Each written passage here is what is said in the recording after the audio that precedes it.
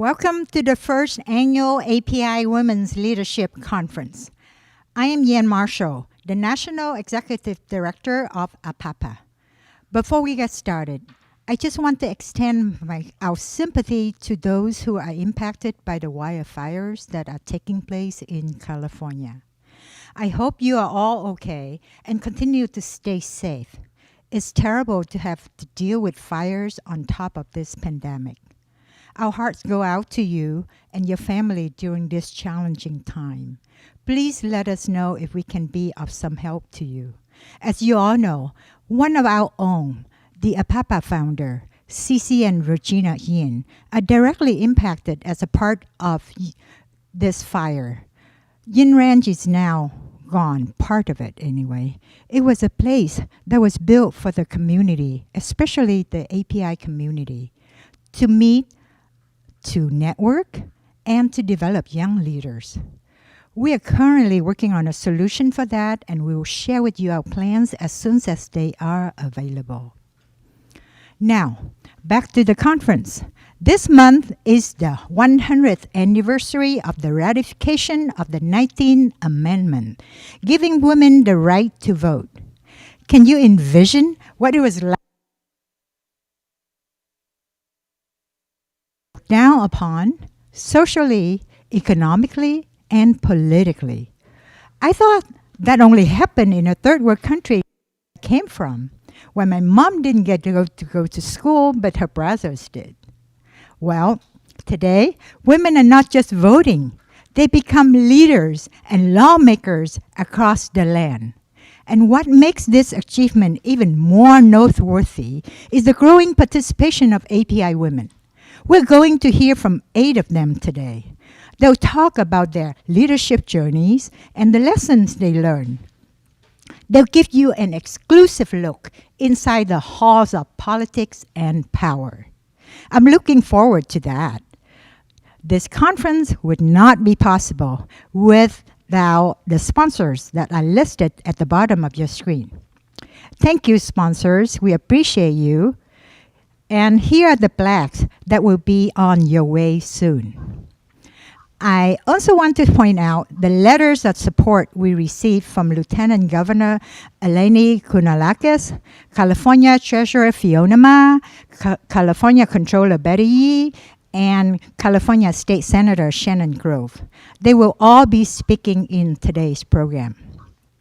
We would also like to recognize Senator Jim Nielsen, Assembly Member Al Murasuchi, Assembly Member Kesson Chu, Katie Guthrie of the Office of Assembly Member Rudy Salas Jr., along with a few others for viewing the conference this morning from your own home.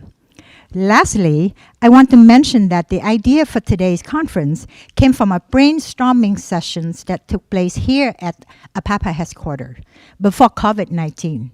With some of the APAPA women's leaders from Sacramento and Tri-Valley chapters of APAPA. We thought it was time to talk about women and their leadership journeys.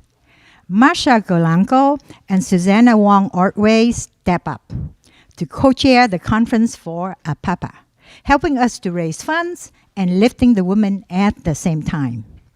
Before you know it, the SHEro Award was born. It was to take place in March, but the pandemic, as a result of that, we canceled it. And now that we figured this virtual online options out, we're bringing it back just for you.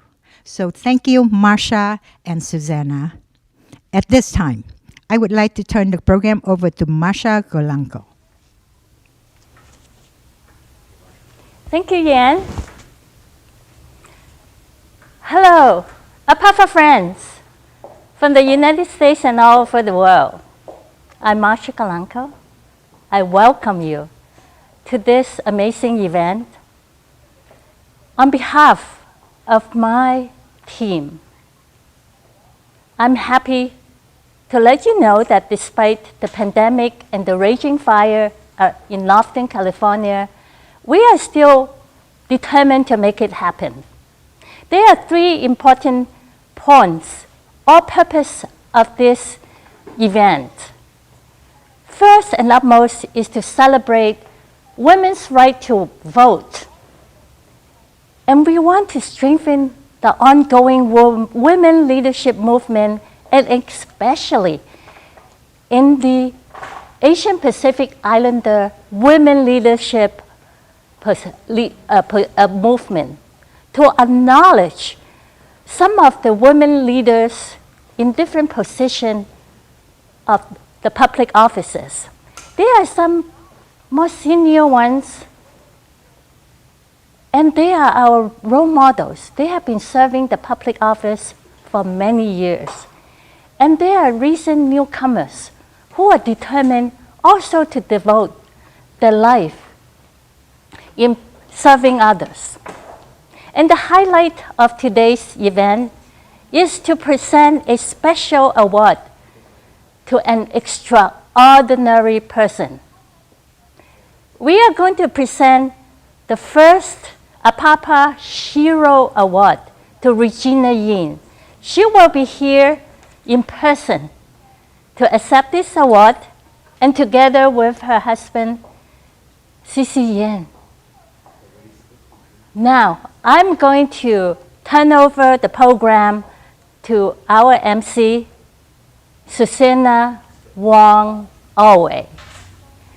Susanna is my co-chair, and she is also a fellow board member in APAPA Tri-Valley chapter. She is an elected official serving as a school board in our district. Susanna, let's welcome her. Hi, Marcia. Thank you. Welcome, everyone. As your MC, I have the pleasure of introducing several of our notable speakers for our conference. Before we start, I wanted to first give you an overview of our program today. As you can see on the screen, the bulk of our time will be spent on 2 different panels of amazing leaders in public and community service. In between these panels, we will be unveiling and presenting a very special award to a very, very special person. And of course, we will also have these powerful and inspiring speakers address us on being a women leader today. If you need to refer to our program schedule again, you can find it at apapa.org/women2020. So for our first keynote speaker, we have someone who has a uniquely important role in our state, especially during the current pandemic, where we have the increasing need to communicate virtually. Amy Tong was appointed as State Chief Information Officer and the California Department of Technology Director in 2016 by Governor Jerry Brown. Her leadership was so successful that Governor Gavin Newsom has reappointed her to both roles as a statewide leader in technology and information. It is my pleasure to introduce Amy Tong. Good morning, Amy. Good morning, Susanna. Good morning. Hi. So thank you so much for being here today. And before, I know we're really excited for you to speak, but before we give it over to your remarks, I understand that you have a long history with APAPA and that you're our national advisor. Can you just give us a little bit of your history? And then you can continue with your remarks. Sure, absolutely.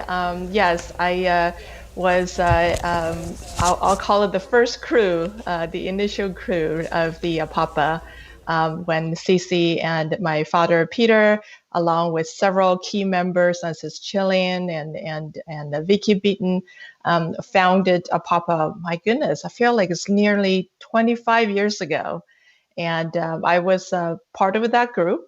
And of course, I was the youngest one amongst all of them, and they're like, Amy, why don't you go ahead and do the work and get things going? So here I am, nearly 25 years later, continue to be a volunteer to this wonderful organization. And I'm really, really happy to be here today to help kick off this Women's Leadership Conference. So with that, once again, thank you everyone for inviting me, and good morning. Welcome to the very first APAPA's Women's Leadership Conference. Special thanks to our National Executive Director, Yan Marshall, Marcia and Susanna for spearheading this, and the entire headquarter crew for putting this together. Today, you will hear from an impressive group of women leaders. sharing their journey to great accomplishment along with the challenges they have overcome.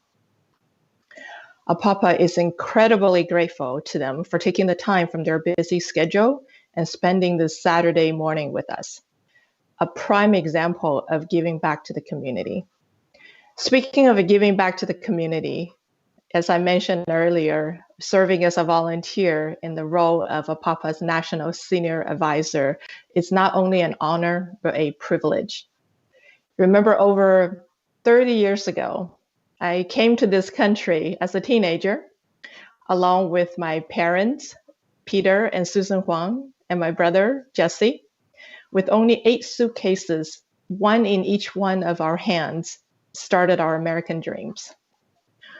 Barely speaking any English, my parents had to work multiple jobs to support the family. My brother and I worked throughout college to put ourselves through the higher education. It is true, it is through true endurance, hard work, and support from the community we became indoctrinated into this society. I went into public service right after college with a strong sense of mission and purpose to serve the state of California. And then, as I mentioned earlier, after CC, my dad, Peter, and many of the founding members founded APAPA nearly 25 years ago, community service became a huge part of my life. The experience I gained by working with so many community members from all walks of life really taught me how to be a servant leader. Coupled with hard work, perseverance, and the support from my wonderful family, my husband Duper, my kids Alvin and Danielle, propelled me into where I am today, serving as the first California State Chief Information Officer from a first-generation immigrant. This is an experience that simply is amazing, with mentorship from great role models such as Mei Tong, Controller Betty E, Mona Pascal, and many others, and the great privilege to work with community partners such as Lucy Oback. I'm very humbled to open this inaugural Women's Leadership Conference for APAPA. In closing, I want to give a special shout out to CC and Regina In. Despite the devastating impact to their ranch by the fire, they remain strong and positive. Despite the heartbreaking loss of their 28 years of oasis, they remain kind and generous. Just like they always do, during this hard time, they continue to offer free McDonald's to all of the first responders. Cici and Regina, you are truly inspirational. You are the heart and soul of APAPA and the community. Please know that you are not alone in this. We are all here for you, and we shall overcome together. Thank you. Thank you so much, Amy, for your inspiring words and the importance of the connection between volunteerism and public service. And now, what makes this event possible, and many others brought to you by APAPA, are our generous sponsors. One of them is Tony Ni, the founder of California Health Technology, or CHT. CHT is a medical technology company based right here in California that focuses on developing, manufacturing, and distributing personal protective equipment and various other types of medical products and equipment. Their motto, "We protect the health of people with care and innovation." You and CHT sure do, Tony. In fact, we're all wearing masks today, made by CHT. Also, thank you, Tony, for helping us introduce our next keynote speaker. State Controller Betty E is a good friend and a long-term supporter of APAPA. Even today, she continues to mentor our interns and speak at our events. Controller E was elected to her position in November 2014, following 2 terms of service on the California Board of Equalization. As the state's chief fiscal officer, Ms. Yi chairs the Franchise Tax Board and serves as a member of the California Public Employees Retirement System and the California State Teachers Retirement System boards. These two boards have a combined portfolio of more than 620 billion US dollars. Ms. Yi also serves on dozens of boards and commissions with authority ranging from land management to crime victim compensation. A native of San Francisco, Ms. Yi received her bachelor degree in sociology from the University of California, Berkeley, and she holds a master's degree in public administration. It's my great honor to introduce California State Controller Betty Yi.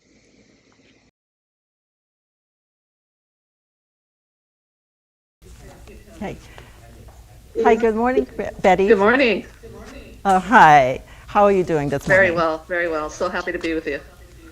Yeah, no, thank you so much, because I've been on a couple of virtual events, as much, and it seems like you're always, being asked to participate in them. So thank you so much for taking time out to be with us. You're welcome. So we're really excited to hear your keynote. Wonderful. Thank you. Thank you. And good morning, everyone. It's really a pleasure to join you this morning. And I just want to say thank you to APAPA for hosting this virtual API Women's Conference. And first, let me thank Yen Marshall and the entire conference organizing team for making this virtual convening possible. And of course, to our sponsors for your sustained support of APAPA. But I really want to extend our collective heartfelt gratitude to Cece and Regina Yin, first for their safety with the devastating wildfires that have swept throughout so many parts of our state, and second for their co-founding APAPA with a dedicated vision of increasing API civic engagement and expanding and supporting API leadership at all levels of government. This week, we witnessed history as the first South Asian and Black woman accepted the Democratic nomination for the Vice President of the United States. And regardless of your political party affiliation, this is really a significant time for all women. And I hope we can share in the awesomeness of this moment. It's really awesome because it was this one moment that was possible because of the impact and the influences of so many of the social movements that have brought us to this point. The anti-slavery movement, the suffrage movement, the civil rights movement, the Voting Rights Act, and the women's movement. And this just really elevated to this point of where we are today. And of course, all of us are witnessing the movement today for sustained racial justice and equality. As women leaders, we've not always had an easy path. And because there have been so few opportunities for women to be in leadership positions, we couldn't really understand the concept of sisterhood. As I think about, just sometimes how lonely it is as I'm serving, how few women there are, and luckily we have many more. And I'm really honored to be serving with Lieutenant Governor Eleni Kounalakis and State Treasurer Fiona Ma at the statewide constitutional level. But I've often asked, in my public service, where's the sisterhood?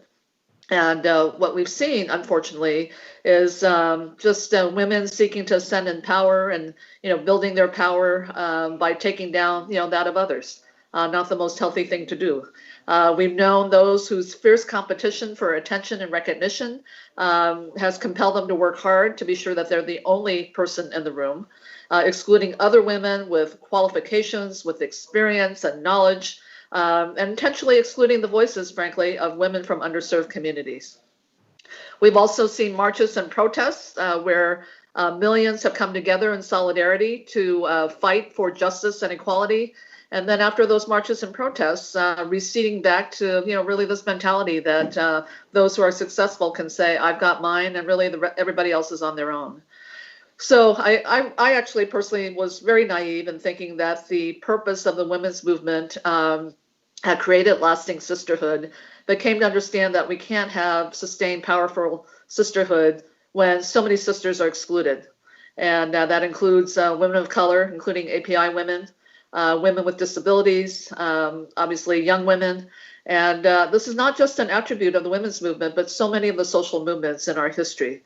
So I'm really grateful to my ally colleagues who are secure in themselves, knowing that their own power diminishes when they attack that of others, and demonstrating and expressing vulnerability as a strength and not a weakness. And I'm also grateful, notwithstanding how our past policies have been about exclusion, that we're witnessing history in the making, poised to send the first woman and API woman to Washington, D.C. as our next vice president. Now, this time is also going to be one where our sisterhood will be tested. History will not be made and will elude us if we don't come together to really honor this moment with our sister, U.S. Senator Kamala Harris, because she will be faced with many, many attacks. And already we have seen racial attacks, misogynistic attacks on her. And without a doubt, I know she can hold her own. But these are going to be relentless. And really, if there are attacks on her, they're an attack on all of us. And so we really need to have her back because this is a moment that we've all worked so hard for. So many struggles have led us to this point, and we just can't take a step back. And so this is really not about not continuing to hold her accountable. That's not what I'm talking about. It's about the fact that we are going to show young women and girls that women, and particularly women of color, API women, can lead and can be leading in our highest offices in our nation. This is about, in the eyes of the descendants of the anti-slavery movement, of the Black women suffragists. And by the way, Chinese women suffragists is very little known about or written about in our U.S. history. And so many women who were and are excluded and isolated and ignored. We only are going to realize sisterhood when we all come together and support these moments, like when we have one of our own ascending into the White House. So when we actually can help hope take root, that's when any woman or girl who aspires will be able to know that we are standing right beside her to lift her up. So we've come this far, and let me just say, as a woman and as an API woman, we have a tremendous opportunity to chart a new leadership path. If we step into the challenges of this time and demonstrate what leadership must look like. And at this time, when we have 4 major crises that are afflicting harm to so many, there's an outcry for leaders who to just see and hear those who are hurting, those who are suffering.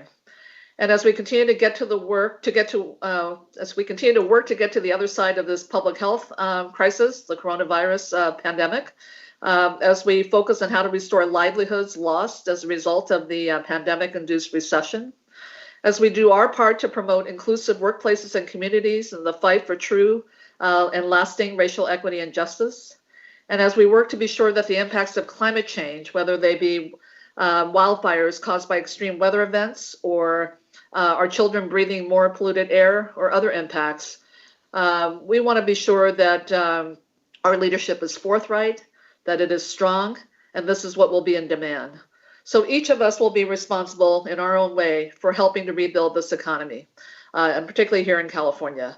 And so we must step up to the challenge of not just securing the survival of our economy, but also ensuring equity and shared prosperity in its recovery. Together, we will be working to future-proof our economy, to minimize the shocks and stresses of anticipated events. And the economic shocks and stresses of the COVID-19 pandemic are vast, and every day reveals new lessons for how California must better prepare to tackle both the known and unforeseeable challenges ahead. This will require risk-intelligent leadership, long-term planning, as well as short-term actions, dedication to reducing vulnerability and building resiliency, and creativity in how we utilize our finite physical, financial, and human resources, executed with discipline and informed by science and data.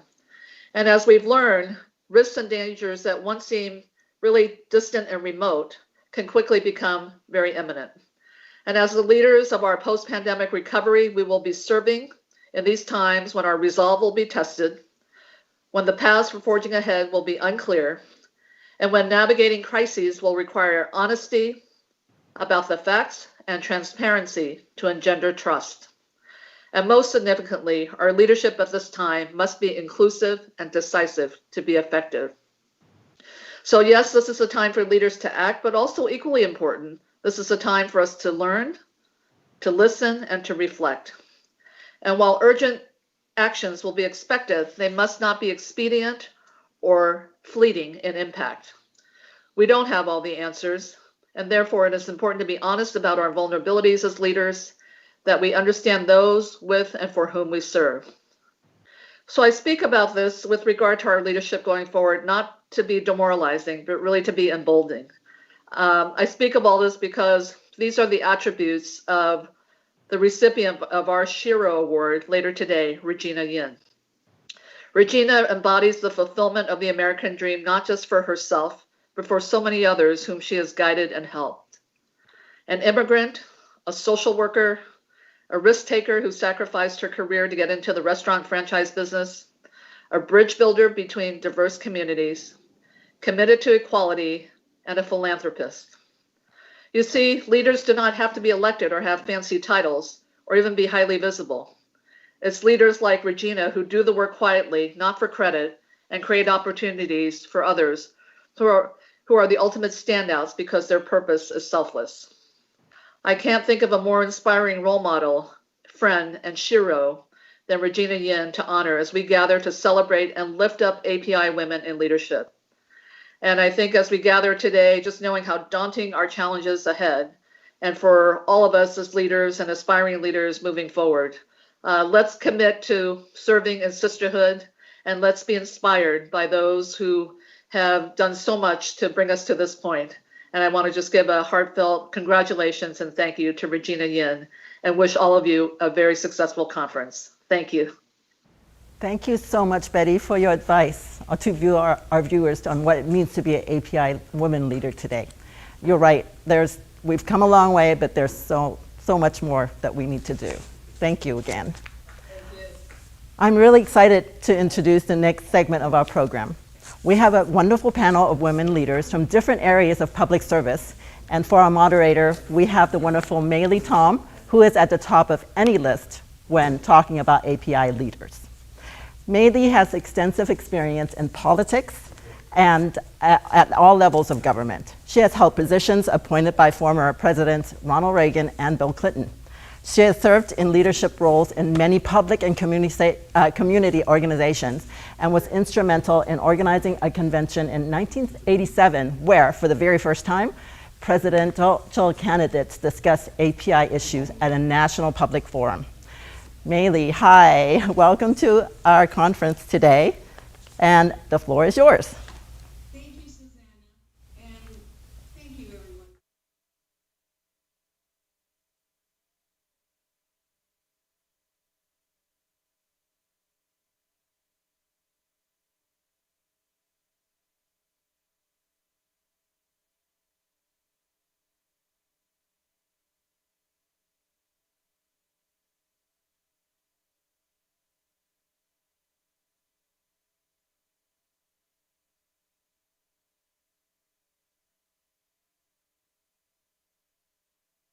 Your challenge, you'll see what I'm saying. Our first panelist represents a story of struggle as a child of immigrant parents and struggled to survive on many different fronts, including being a single mother, raising her child on her own, all at the same time while earning a degree at UC Berkeley in legal studies. And now I can proudly call her the Honorable Shane Tao, because she is the first Hmong woman to be elected to City Council of the City of Oakland. And then we have Priscilla Ching, who proudly calls herself a San Gabriel Valley girl. She earned her organizational stripes in organized labor, where she worked her way up to become the chief of staff of the Los Angeles County Federation of Labor, which is remarkable for someone at her age. And she didn't escape the gubernatorial candidate's eye, Gavin Newsom at that time, who tapped her to become a senior aide on his campaign. And subsequently, when he became governor, he anointed her that humongous task of being his director of external affairs. And she's also known to have the ear of the governor. Our third panelist is Sherry Yang, who's had 13 years of experience in politics, policy, and communications. And then she took a job with the legislature as a staff person to Senator Melissa Hurtado. Didn't take her long to ascend into the chief of staff position. And I know how difficult it is to be in that competitive position to achieve chief of staff. She's the first Hmong woman to become chief of staff in the state legislature. We have a lot of barriers broken here. And then that wasn't enough. The California Democratic Party decided to steal her away because they saw her talent. So she's now communication director for the California Democratic Party. Then we have Lindsay Nita, who I have had the pleasure to see her career soar. She is now the executive director for the California Lead, Women's Lead organization, which really is responsible for building a pipeline of dynamic women who are seeking public office in local, state, and federal levels of government. She's kind of an entrepreneur too, because she also started a champagne bar here in Sacramento. She's a woman of many talents, and to achieve the vice president title of the very prominent Mercury Public Affairs company kind of demonstrates her talents. I think you could tell by the caliber of women here that you're going to hear from. We want them to kind of share lessons learned during their pathway, because again, these are women who can share their midterm pathway up the ladder with all of you. So I'm going to start with a question to all the panelists. We'll start with the honorable with this question and have all of you just follow her responses. What were the major factors in your life that steered you towards careers in either public service, all of you in public service, or an elected office? And I'll start with you. Thank you so much, Maylee. I just want to say thank you for paving the path for us to follow behind you. You're always lifting while you climb, and that's continues to be something that I charge myself with, is, continue to lift while we climb. That question is so, there's just so much. But as a daughter of refugees, really seeing my parents, their struggle, and at a young age, I really saw that there were so much of the haves and have-nots, and the have-nots really throughout, just really at no fault of their own. And so for me, at an early age, it was all about the connection between how a family's quality of life is determined by their access to wealth, right? Their access to networks.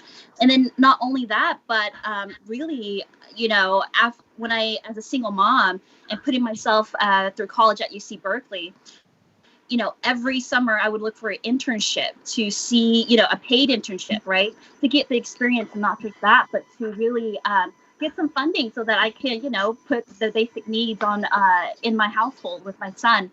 And I did an internship through APAPA, actually. And at that time, they were giving out $1,000 stipends. And so I was like, okay, that's what I'll do. But really, that was actually the determining factor of really understanding, hey, government and local government is where I need to be, because you only know what you know. And growing up as a daughter of refugee, it was, there wasn't much that we learned at home about local government and impact. And so, lo and behold, through the APAPA internship, it's just a program to get API into local government and civic duty. And it changed my life because there was no turning back. I became a chief of staff for a council member on the Oakland City Council. And then from there, I realized that, oh my goodness, there in the city of Oakland, there's about 35% API, but yet not one person on the council represented that population, right? No one looks like me. And so when the seat became open, it was a contentious election and campaign. But, I knew that it was my responsibility to actually, with the support of the community, to actually run for the seat and be that person where folks can come in and won't be fearful, won't look different, right? And so that was really, all of the push that I needed from my life experiences all the way until, understanding that there's huge impacts made at the legislative levels. Thank you for paying tribute to the APAPA internship and leadership program. You are a product of what APAPA's program is all about. Scylla, San Gabriel girl, how did you do it? Look, I think we were really lucky, and I grew up in Monterey Park, to have someone like Congresswoman Judy Chu, who broke a lot of ceilings to get to where she's at, to inspire a next generation of young API leaders. I was lucky, though. In terms of being able to have immigrant parents who were able to succeed and have that American dream. And so I never thought I would frankly get into advocacy. I was like, I'm going to be a corporate law attorney. I'm going to make a lot of money, and then I'll just give back, on my free time and on the weekends. And it wasn't until, frankly, I began to meet with everyday workers in Los Angeles who came to this country just to work hard and provide for their families and couldn't do it. I saw people who worked, 40, 50, 60, 70 hours a week and could barely provide the basics for their families. And frankly, it was those stories, those individual stories of, as a young organizer, community organizer, and labor organizers, I sat in living rooms and at kitchen tables and in workplaces with folks who were just like, I just want to get treated with dignity and respect and just do what I needed to clock in and clock out and provide more for my family than I would. So those are the stories, and those are the places that I'm reminded of every single day, of individuals who do so much every day and just want to be able to get close to or be able to live that American dream that I so lucky was able to do and have. Thank you. What about you, Lindsay? Yeah, I think community service is something that was really important to my family. So always involved and always giving back. And I wasn't really sure how that played into my career. And it really was reaching out to a lot of women that have been supportive along the way, learning from them, trying new things, and finding my passion, which is helping women get into leadership positions and seeing their potential. And that was only through building a community and building relationships with great people, many on this panel and many more. We really need a community and a tribe to help us all succeed. And so I can't point to one thing, but I tried many, and you just got to follow what you like and follow your passion. Sherry, we need to get Sherry in here. Sherry? Hi. Hello. Hi, Sherry. There you are. There you are. Hey, how's it going? Yeah, so actually I want to thank APAPA for having me here today to be part of this amazing panel of women who I admire so much. So to answer your question, I'm a first generation Indigenous Hmong woman, just like Councilwoman Cheng Tao. And so we have a lot of very similar stories to each other. So what that means is that I come from a long line of refugees. And my father, my grandfather, they were all guerrilla war fighters during the war in Vietnam. And so as a matter of fact, my entire family before me was recruited by the CIA. So I grew up hearing about the stories of political warfare and how much that impacted me personally. And so growing up, my mom always had some sort of news on, and she taught me how to stay engaged in the political world because I was, we were impacted, our livelihood were impacted by politics. So before I even started in elementary school, I learned about Lyndon B. Johnson, the Cold War, Kissinger, and politics for me was never just a job, but it was always a way to make life better for others, and that's how and why I got involved. I hear a common theme among the four of you, amazing women, and the theme is passion. It's dedication to public service and serving others. This is probably one of the key questions that young women tuning in would like to hear from each of you. And that is, from your experience, what skills do you feel young professional women these days need to develop in order to prepare for leadership executive positions that all of you hold today at your youth, during your youth? And I will start with Priscilla on this one. Okay.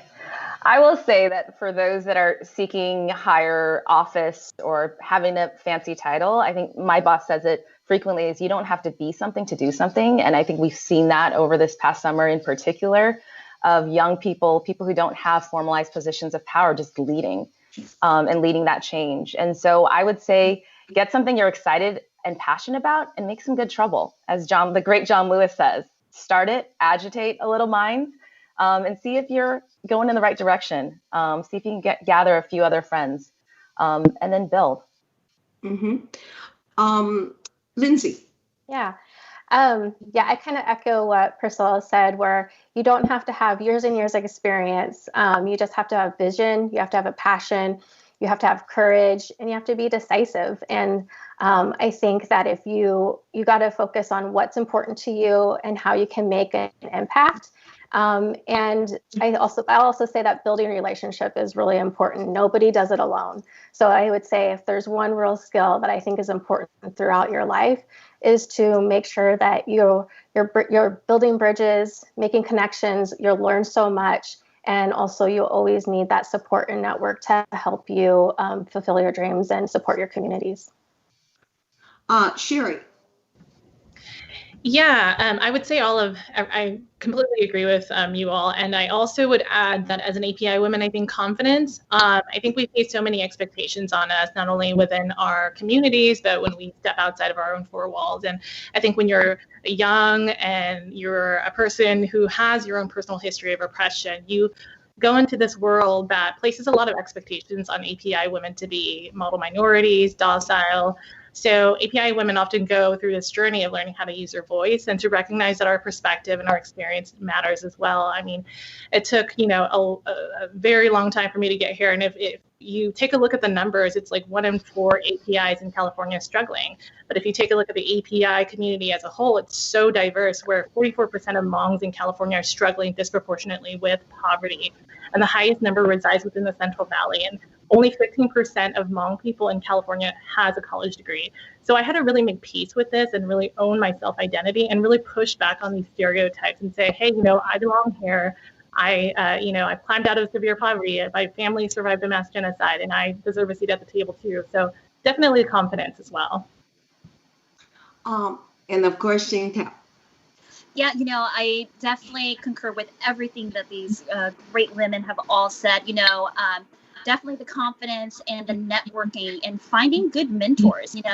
Finding good mentors, and it's actually really key for how I see it to be successful in these positions, because you need a way to stay rooted to your values, because when things will get hard and they'll get sticky, and you're going to need these mentors to turn to really, not to hold you to your values, but to really remind you that you do belong and that you deserve this voice at the table. And I know that for myself, it's extremely important for me to have my son look back at the work that I've done, the impact that I've created for, the intergenerational change or what have you, and be proud of that work. And so for, it's having not just the network, but the strong mentors, people who are going to support you and be there for you no matter through all your ups and downs.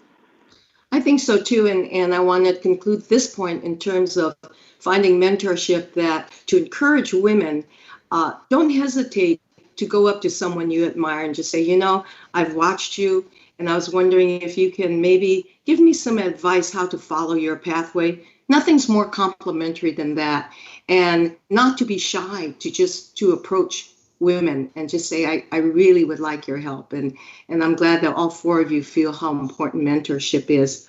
I'd like to now kind of ask each of you an individual question that really tailor makes to your background. And I'll start with you, Xing. And when you decided to run for office, what was the greatest challenge and barriers that you faced, not only as a young Asian American woman, but someone who came from an immigrant background, who looks young? And you know how it is, sometimes you have that young image, really works against you, especially since all of you are so attractive. Sometimes that really works against you. So Xing, tell me about that.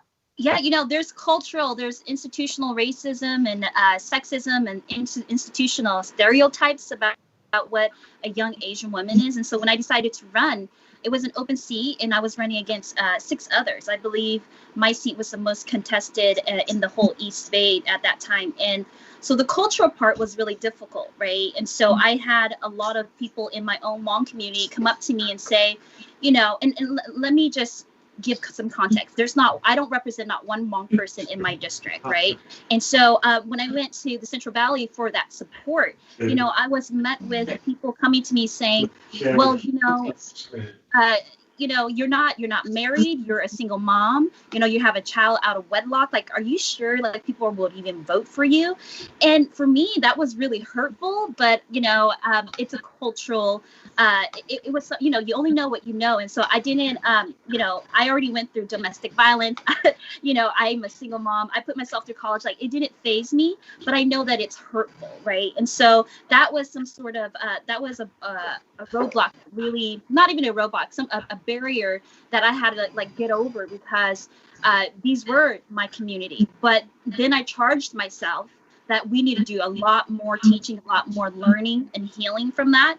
And so, another great challenge is also the institutional sexism as well. I know that I've been working with large groups of organizations, and some of them were male dominated, and they didn't take me seriously because they saw me as this nice Asian woman. And at sometimes, it feels like they're just trying to bait you because they feel like being an Asian who is vulgar it means to be serious. And I had to get to that point for them to actually take me seriously. Literally, I had to take one of them to the side, say some really bad foul words to them, and then they said, okay, let's have a serious conversation now, Shane. When I was completely having a serious conversation for months with them, right? And so, these were a lot of the different barriers that really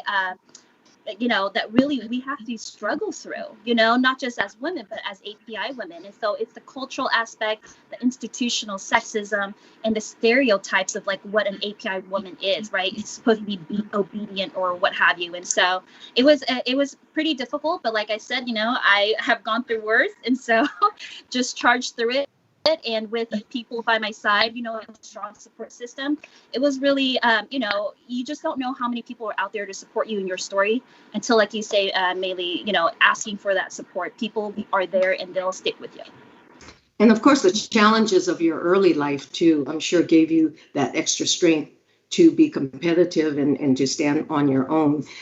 Priscilla, I, for one, know the immense challenge that you face in trying to balance all of the special interest groups who just clamor for the governor's attention, who have issues. You're in charge of being the liaison to all those special interest groups. And it must be quite a challenge of how you balance the priorities, how you make the decisions that are going to benefit the governor. I mean, one of the things that I do, I'm from an LA girl now living in Sacramento, is really just looking around and seeing who's not at the table. That's the first thing that I do. Is I think you have the traditional kind of special interests, or those that are part of the third house, you'll say, here in Sacramento. And I just look around and say, where are those voices that aren't included as part of the conversation before we even can start to kind of assess what's happening? And so that's one piece. And the second piece around prioritizations of issues, I mean, the governor has clearly stated kind of North Stars, if you would, within what he's done within his career, and what we've known as an administration that he wants to set forward. But then you have years like this one, where you can have great priorities and great dreams and goals, and then just life takes you in whatever direction. We have a pandemic, economic instability, energy, wildfires. Things are unpredictable. And so sometimes you got to be able to kind of adjust what those priorities are. But again, in all of those pieces, really looking at who is not at the table on all these issues, and do we need to have those uncomfortable conversations with folks? How do you handle the uncomfortable conversations? You have to be okay with people saying not so nice things to you, friends who you've known for years. And sometimes that, for me, it's just practice. Call somebody who you know is going to oppose whatever issue you are, but be okay enough to be able to speak truth to them. Be okay to make a call to them to say, hey, he's not moving in this direction, and be okay with them yelling at you and cussing you out for, a period of time. I think you have to be able to practice having those uncomfortable conversations in order to begin to have those honest conversations. And not taking them personally.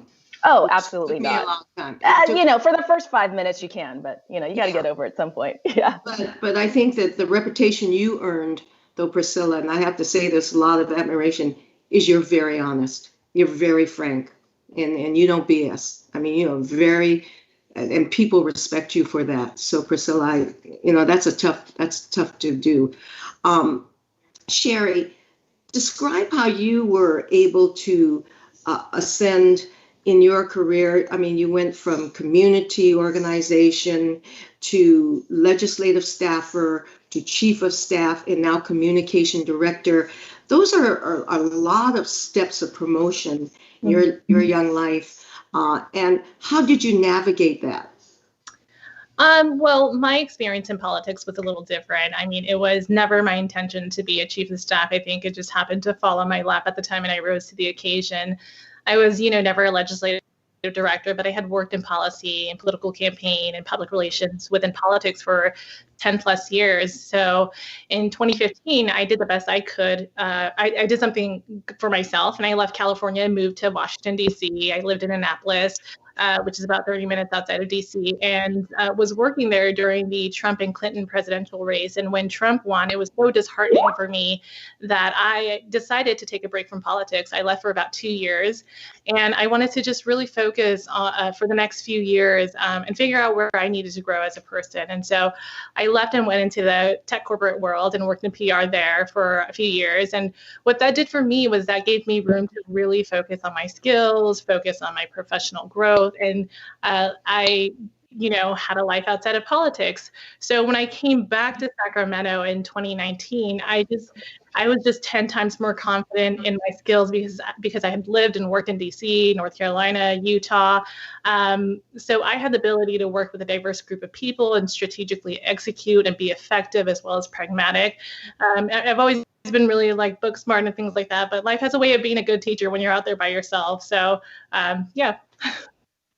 Did you find sometimes that when you became chief of staff that you were tested and not taken as seriously? Because here you are, this young Asian woman, and as a chief of staff, and people that and I know that political environment in the Capitol, you have to really assert yourself because it's the survival of the fittest. Did you find that sometimes you were faced with that? You were taken as seriously as if you were a white male? Absolutely. I think regardless, as an API woman, I'm speaking from an API woman's perspective. As I said earlier, the stereotypes that are placed on us are so intense, especially in the Capitol. And so when people talk about API, they don't necessarily understand what that means. They kind of just group API people all in one group, and they don't realize how diverse the API community is. And so it's a constant push back and forth of like saying, hey, this is who I am, this is my experience, and making sure that they know that I'm here because I deserve to be here. Lindsay, I see as a person who's a master of so many trades. I know your career in terms of when you worked for a public affairs firm, and then I know that you started your own company and you managed clients, and now I think your position as the executive director of this women's organization is a real tribute to you. I think being the head of an organization, and I will say this, of all women, has its challenges, and it makes you develop some skills to try to not only manage an organization, develop the priorities, but to get these diverse interests of women to follow your path. Yes. It's a lot of listening. I think that's one of the biggest things is just understanding what the needs are of the community that you seek to serve, where they want to go, and where it fits in, and how you can help them be successful. So always listening to women all over. Our board, as you said, is very diverse and really powerful women that have rose through ranks, and so much knowledge there. And so no matter how far you go, I see them listening and learning from each other, and it's been a great opportunity to be able to be part of those conversations and to hear what they have to say and to learn from them. Sheng Tao, I must say, is a board member, and I'm so thankful to have someone like her on the board to really provide perspective on how we are going to build diversity, be inclusive, and make sure that we're serving all women of California. And so it's a constant, I think, for any organization, for any person in leadership, you always have to be listening to your staff and your board, listening to the communities you seek to serve, and learning from them, and finding that where you fit in to make the most impact and to be successful. I think the other big thing is, again, with California Women Lead, very fortunate to have a really engaged, successful board.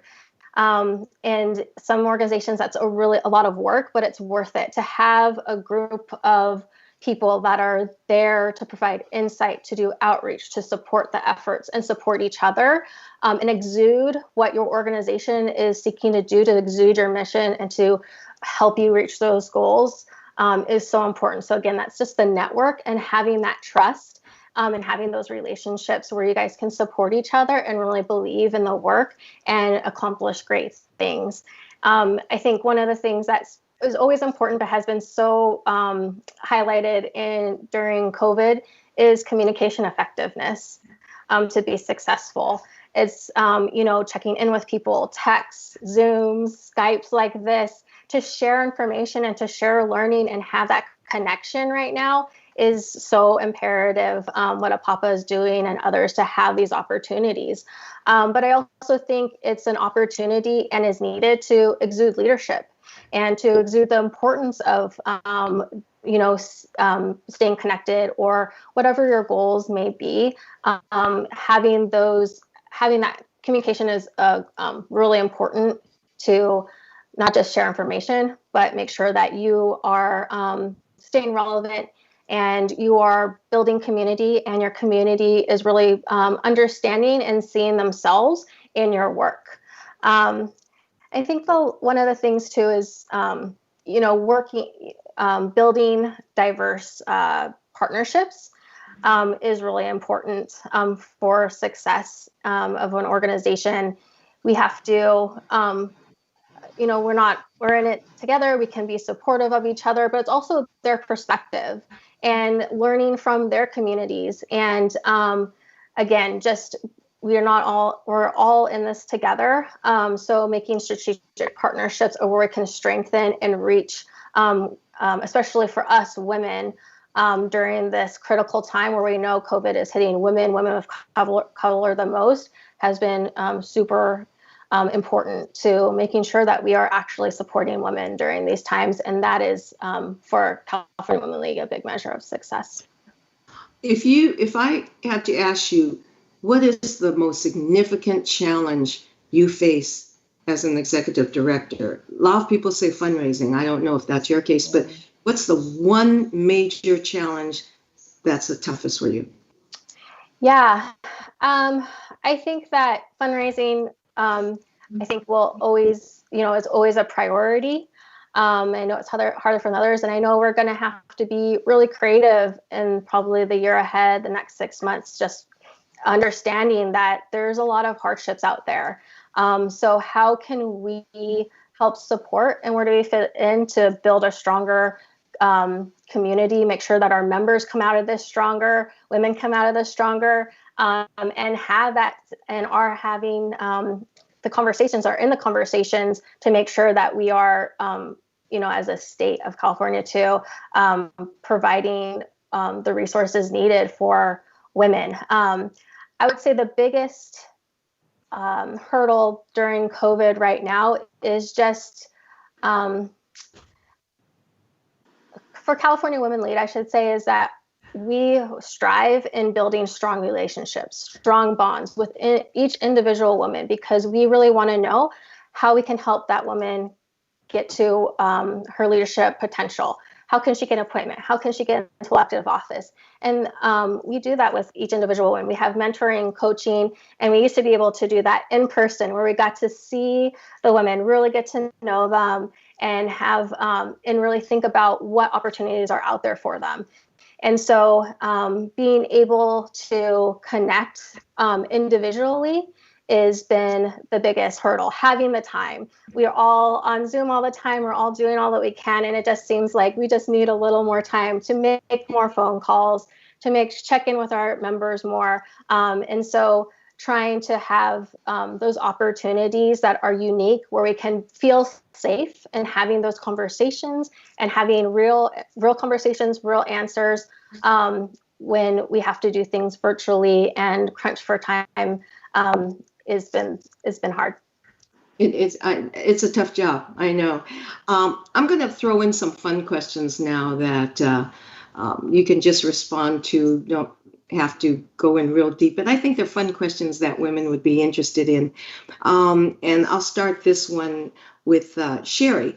Do you have a dream goal? You know, a dream goal that you want to achieve in the future? Because all of you have so much more to accomplish because of where you are today and because of your talent. So, Sherry, any dream goal? I think right now, really just doing the work to get Biden and Harris in the White House and continuing to grow and work with amazing women like Yvette Martinez, who has just walks the walk, and respectful men like Rusty Hicks, who have done an incredible job at getting the California Democratic Party back on track, and just also at the same time being the best wife possible to my husband. I've been married for 2 months now, and he's just been so supportive of me and just very flexible with my schedule. That's always kind of crazy. And so just ultimately just try to have a balanced life. I know it's tough being a woman in politics, and it's tough for the spouse. My husband would say, when people would say, how is it being married to Maylee? And he says, it's like being in a 3-ring circus, but we're only in 1 ring. So Priscilla, what's your dream goal?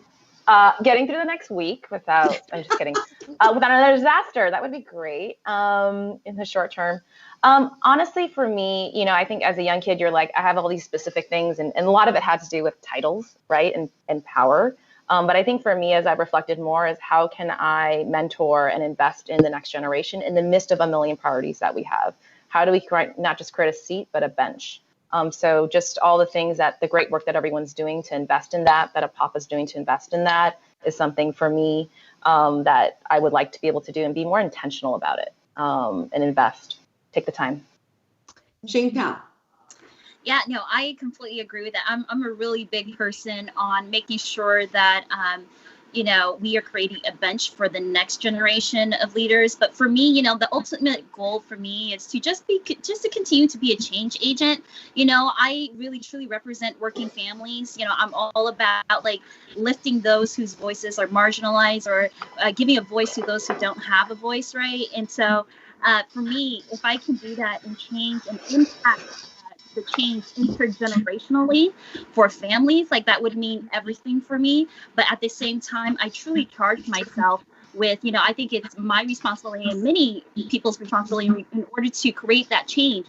We do need to mentor others, right? We got to get other people ready so that when we are changing our titles or when we are going to retire, that we bring on people who are going to carry that torch, because it doesn't make sense that you carry the torch and then there's no one behind you, because then, you know, what's all the work for? And so creating that intergenerational change is so important to me. Have you considered running for higher office?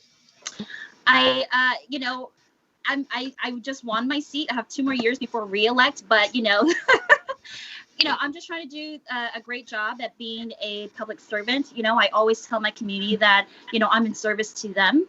And so running for a higher office, maybe one day if the community so choose me to do that and tap me for the position. But right now I'm really focused on, you know, being a great council member during this pandemic, really getting resources and answers out to my community and to the wider community as well.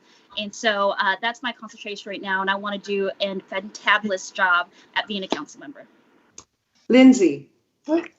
Yeah, I'm gonna have to piggyback of what everybody has said about mentorship and finding great women to build the pipeline for us, and also really building awareness within our women community and in our populations that you don't have to have that title. You don't have to have 20 years of experience. You don't have to have, understand all the ins and outs of government or be a government insider to make an impact in your community and serve in government. And so building that pipeline of diverse women that really represents California to make sure that we're serving communities the best we can is something that I've signed up for and I'm focused on, and that's charging full ahead with that. And with all these great women, I'm sure we'll get there.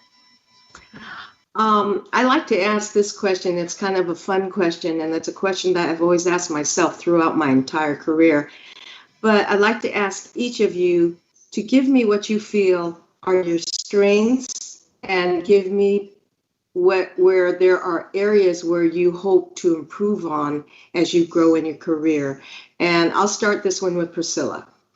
Gave you a hard one, Priscilla. What are my strengths? This pandemic and this year has really taught me that I'm truly resilient.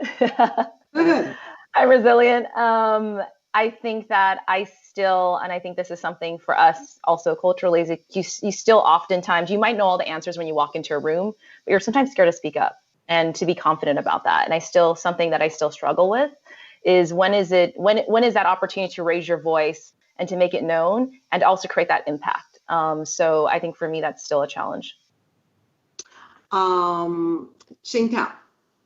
Yeah, for me, I think my strength is the willingness to always learn. You know, I learn from everybody, no matter what your age or what have you.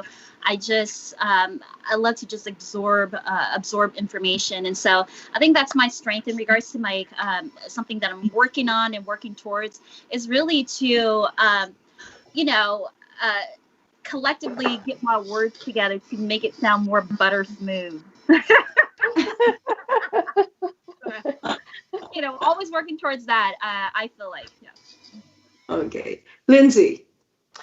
Yeah, I have to say, public speaking is definitely something always working on.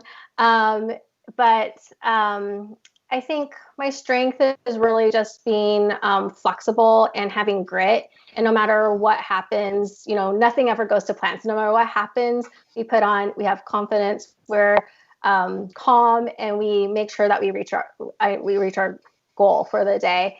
I'd say, I guess the strength is, or weakness I need to work on is owning success and being able to vocalize and on that. I love to, bring everybody up and have community and share that success. But I think, especially as a leader of the organization, we really got to own it and take credit for all the work that we're doing. Sherry? I would have to say that my strength is probably my ability to work really well under pressure. So grit and resiliency. I somehow always just seem to stay calm. It probably has to do with just doing a lot of meditation and yoga. And then my weakness would probably be working on my confidence and speaking up more. I think naturally I'm a very shy person, introverted person. And so working in politics and public service, you have to speak up. And so definitely that's something that I've been working on for the last 15 years. No, I think all four of you hit a common theme that not only affects Asian American women, but affects Asian Americans, period, because the culture is not to speak up. And the culture is just to go along and to have to counter that culture that you're raised with of being quiet, just moving along, don't draw attention to yourself, is something that it's a barrier that we constantly have to deal with. I'm in this organization committee of 100, and these super fantastic, distinguished scholars and scientists and everything. And I find that they struggle. And it's amazing to me. So all of you have demonstrated that there is a theme where Asian Americans and Asian American women have to work on that ability of forcing yourself to communicate, forcing yourself to speak up, and forcing yourself to get out of your comfort zone. Especially in the work space that all of you now are in, it demands a lot of great communication skills. So it's, all four of you validated that. I'd like to ask each of you now, was there any single role model in your life, whether you're growing up or in your career now, who inspired you? And I'll start with Sherry. Yeah, I would say that my mom was an inspiration to me. She was the first progressive woman I knew. And, I just remember being a kid, and she'd been in America for about 5 years, and she talked about a woman's right to choose.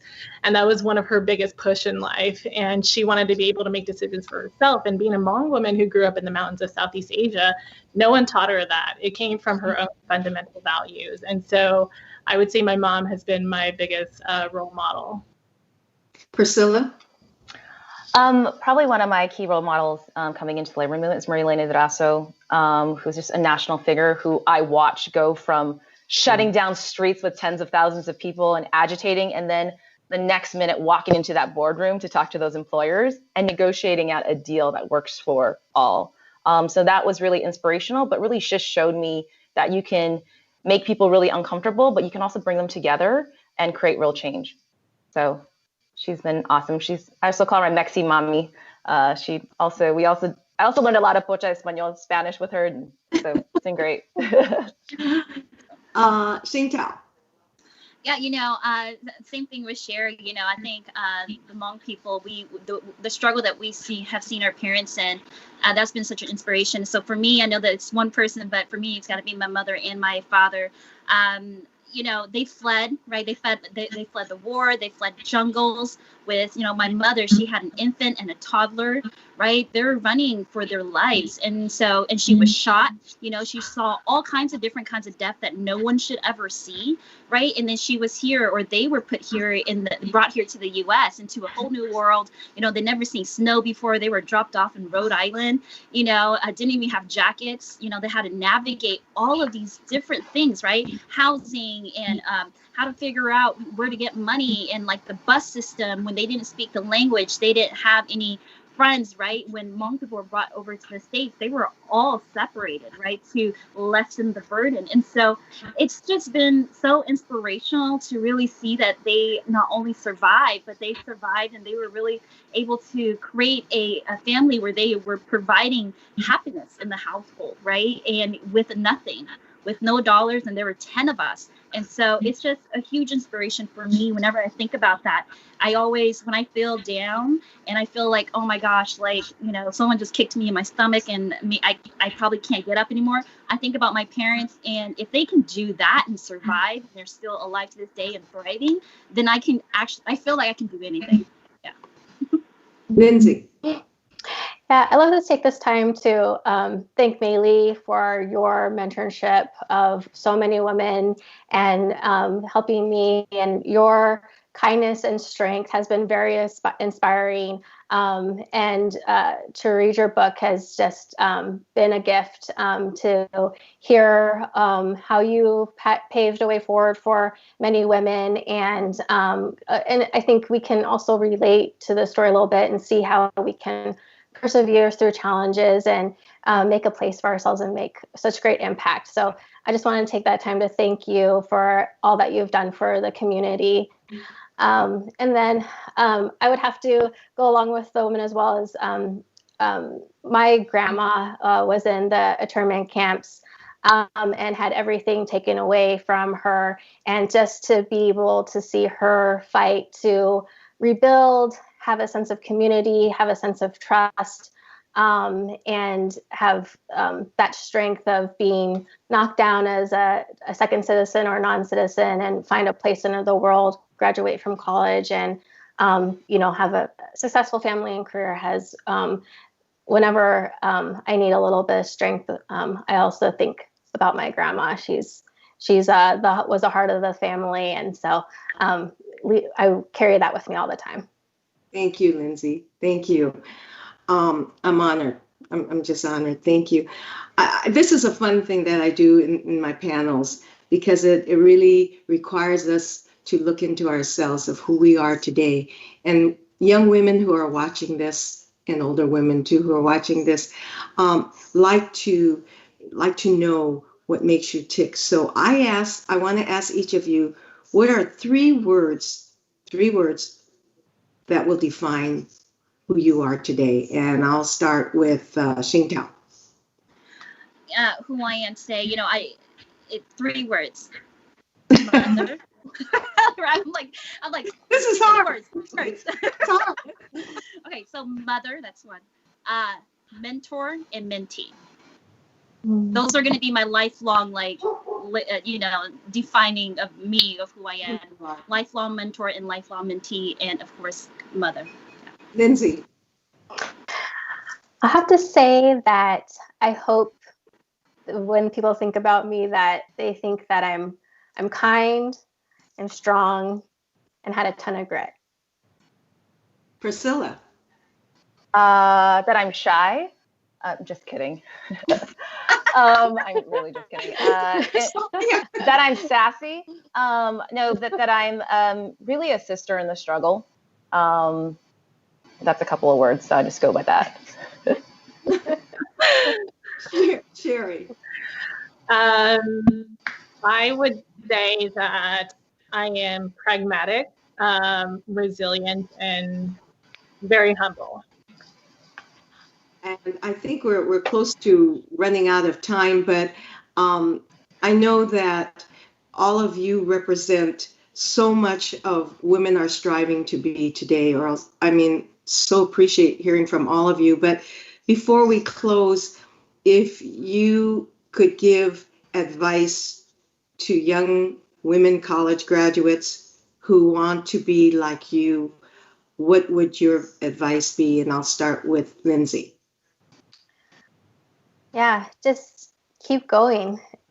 Everybody gets knocked down, and you just got to keep getting back up, and you'll find your place. You just got to keep searching, stay true to yourself, and keep at it. Priscilla? For me, it's get uncomfortable. If you want change, you got to build relationships that you don't have within your traditional circles. Dig in. Sing Tao?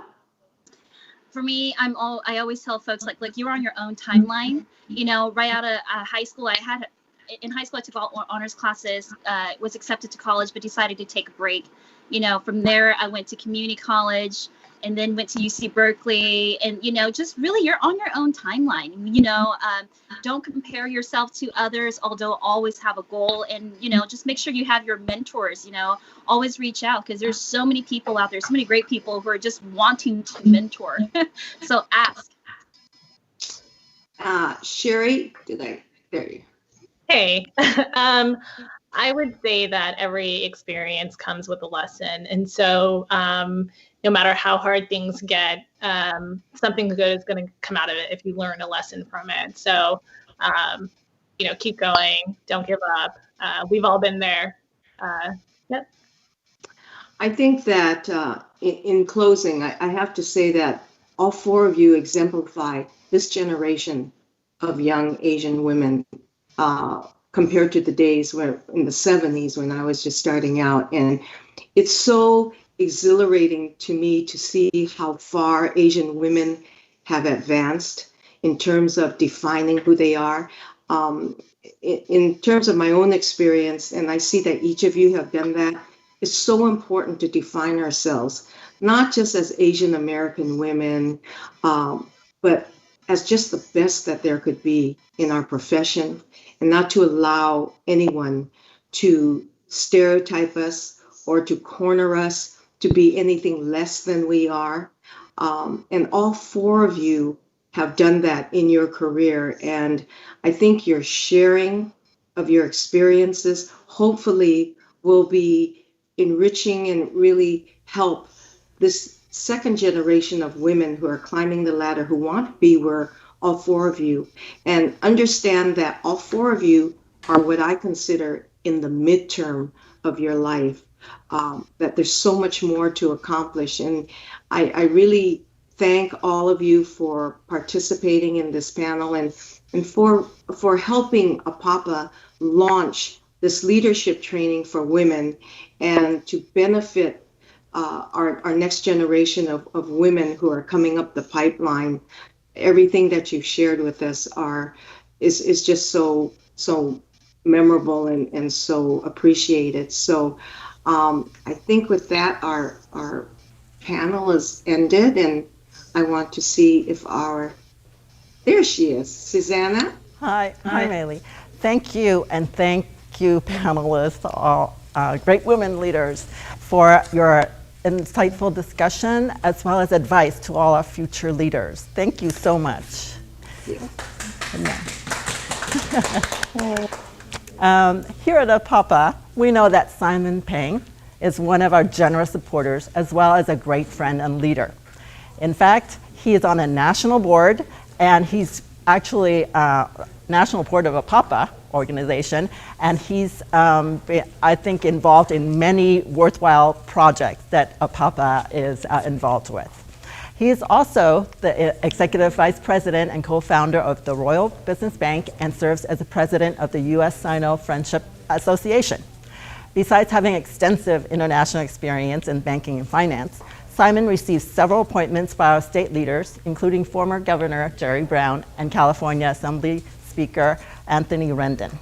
We're happy that Simon will help us with the introduction of our next keynote speaker.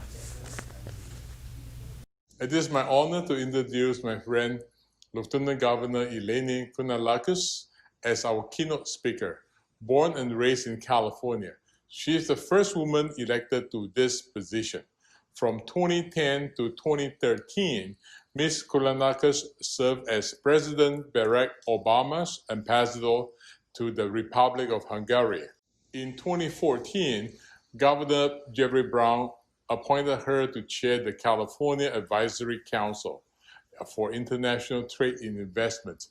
Prior to her public service, Ms. Kounalakis was president of one of California's most respected housing development firms, AKT Development, where she worked for 18 years and recognized as one of the Capital Region's most prominent businesswomen.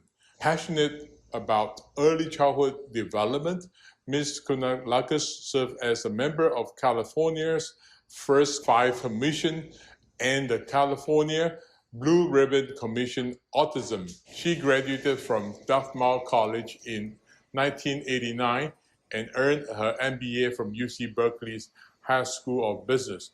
Ms. Kounalakis also holds an honorary doctorate of laws from the American College of Greece. Welcome to our program, Lieutenant Governor Kounalakis. Welcome, Lieutenant Governor Kounalakis. Hi. Thank you for joining us. I know this morning you're very busy, and just want to thank you for taking time out of your schedule to participate and to give your keynote address to our audience. So much. Again, it's wonderful to be here with APAPA. Thank you so much for including me in your wonderful virtual gathering. I am always honored and proud to be with Treasurer Fiona Ma, Controller Betty Yee, my friends, my colleagues. The 3 of us represent the first time in California history that 3 of our constitutional officers have all been women at the same time. And we feel, I think, a very special bond because of that. I also want to recognize some of your awardees and honorees today. Of course, Regina Yin, congratulations to you on your SHEro award, to you and to your wonderful husband, Cece. I understand that your extraordinary property in Vacaville has suffered some damage as a result of the Eleni complex. I'm so sorry to hear it.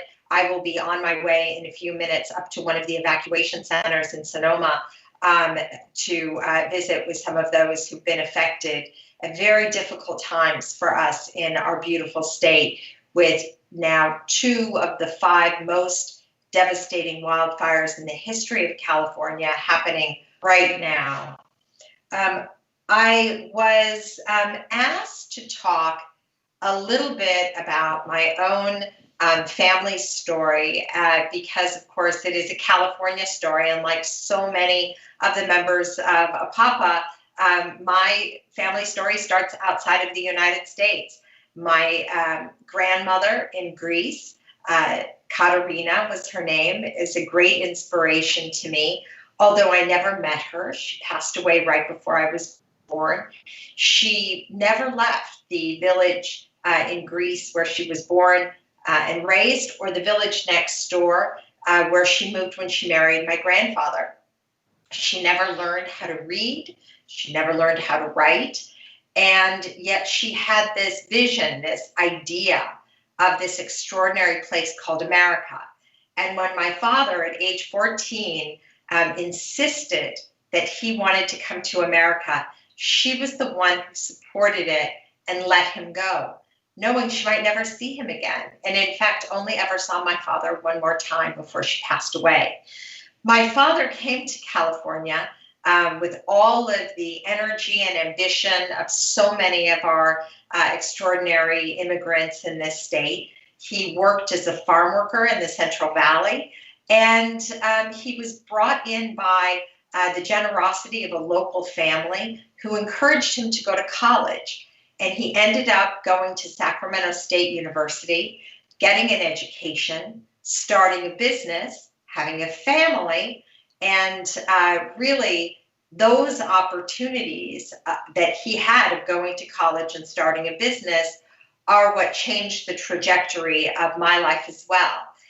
So I became the first in my family to go to a four-year college and graduate. I came back, did a few other things, but eventually started working with my father in housing in the Sacramento region, and we worked together for about 18 years. So when I think about the public policy issues that really drive me the most, they are connected to this family history, this immigrant history that I have. One, education. As lieutenant governor, I sit on the boards of the California State University system and the University of California. If you add the number of students of those two public university systems, along with our community colleges, we have 3 million students currently enrolled in public higher education in the state of California. It's a lot. And so many of these families, so many of these people, of these students, are making their way down this pathway of the California dream, just like my family has. The other thing that I am very passionate about is helping small and medium-sized businesses in California. So much opportunity comes here because you don't have to be somebody in order to be able to start your own business, work hard, grow that business, and create more opportunity for your families. So ensuring that California businesses have that opportunity and that the state is aware of the challenges that small and medium-sized businesses have is something else that I'm extremely passionate about.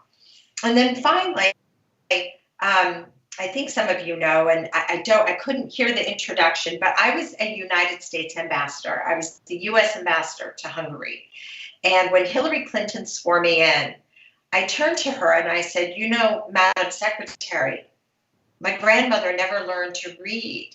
She let my father come to America, and in one generation, you know, and what would she have thought if she had known that her granddaughter would come back as the first Greek-American woman to be a U.S. ambassador and be sent back to Europe by the President of the United States.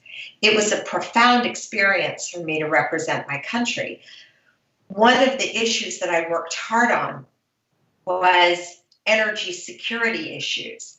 And a big part of this helps you understand the dynamics that move around energy. And I am so proud of our state of California for the way that we are leading every single day on combating climate change and transitioning to renewable energy. This is a national security issue. Having energy independence is enormously powerful for the United States.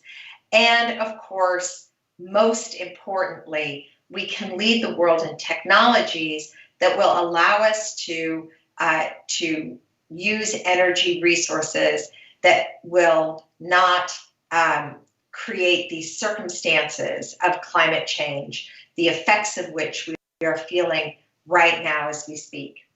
So I want to thank everyone again for inviting me. I just had a shot backstage to Johnny and his team, And I just have to tell you, behind the scenes, the people who are putting this program together are doing a wonderful job. This is no small task.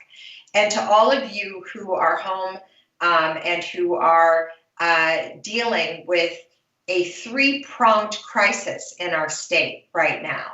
First, we have the health crisis of COVID-19. Secondly, we have the economic outfall of shutting down the state, shutting down the country in order to limit the spread of COVID. And third, of course, these devastating wildfires. But if there's one thing that I know about our state, and it is a state where 27% of our population was born outside of the United States, 27% of our population are immigrants. One thing I know is that we are capable of meeting whatever challenges come our way. And with that, I would also like to mention some very exciting news about our own Senator Kamala Harris. I'm sure you all have been watching that she has been selected to serve as a vice presidential candidate on the Democratic ticket. She is a very close friend of mine. She is a member of the Southeast Asian community, with her mother being an immigrant from India.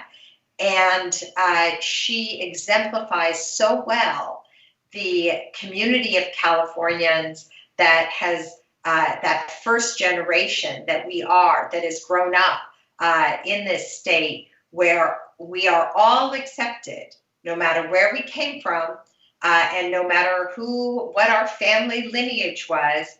We can come here and achieve great things. And I am sure you are all as proud as I am of Senator Harris. And it's a very exciting moment in American history to have her on this historic ticket. So with that, I see it is 11:01. I want to keep you on your schedule for the rest of your day. Let me just say again, I am so grateful to APAPA. I have had the opportunity now to participate in your programs so many times I can't even remember at this point, and I take every opportunity to be with you and thank you for all of your contributions to the beautiful state of California. Thank you. Thank you so much, Lieutenant Governor. That was such a moving story about your family, immigrant story of your family. And I think that, that actually translates to a lot of our family stories. So thank you so much. And then also, of course, your advice on how we do need to do things as a country to support that story, right? And continue growth of our the American dream as our parents and grandparents see it. So thank you so much. Thank you very much for having me, and I'll see you all next time, I hope in person. Yes, definitely. I hope so too. Okay, now, as you can see, we have many strong and wise women serving our communities and the public in many different ways. Some of us enjoy being in a spotlight, while some of us prefer to lead in less visible light. Right now, I'd like to turn this segment over to my co-host, Marcia Galango, and she's going to talk about a very special person. Marcia? Thank you, Susanna. Now we are coming to the exciting part, is to present a special award to an extraordinary person. It is APAPA's first SHEro Award, and it will be presented to Regina Yin. So you must be wondering, what is SHEro?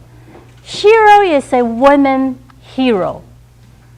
And SHEro are the ones who are usually doing a lot of work for others, for the community, for the betterment of society, and yet not with the intention of bringing acknowledgement to themselves, because this is who they are. They just want to serve and to contribute. And there's no other person that we can think of to give the first SHEro Award to Regina Yin. I personally know Regina for many, many years already. And we met each other at another organization, CAPA, Chinese political association when she was serving on the board. And I find out that she was already building her McDonald's business with her husband, C.C. Yin.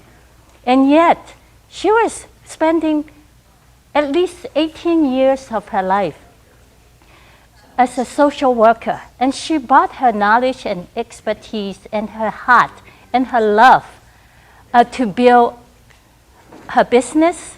And then 20 years ago, she and CC started the APAPA, Asian Pacific Islander Public Affairs Association.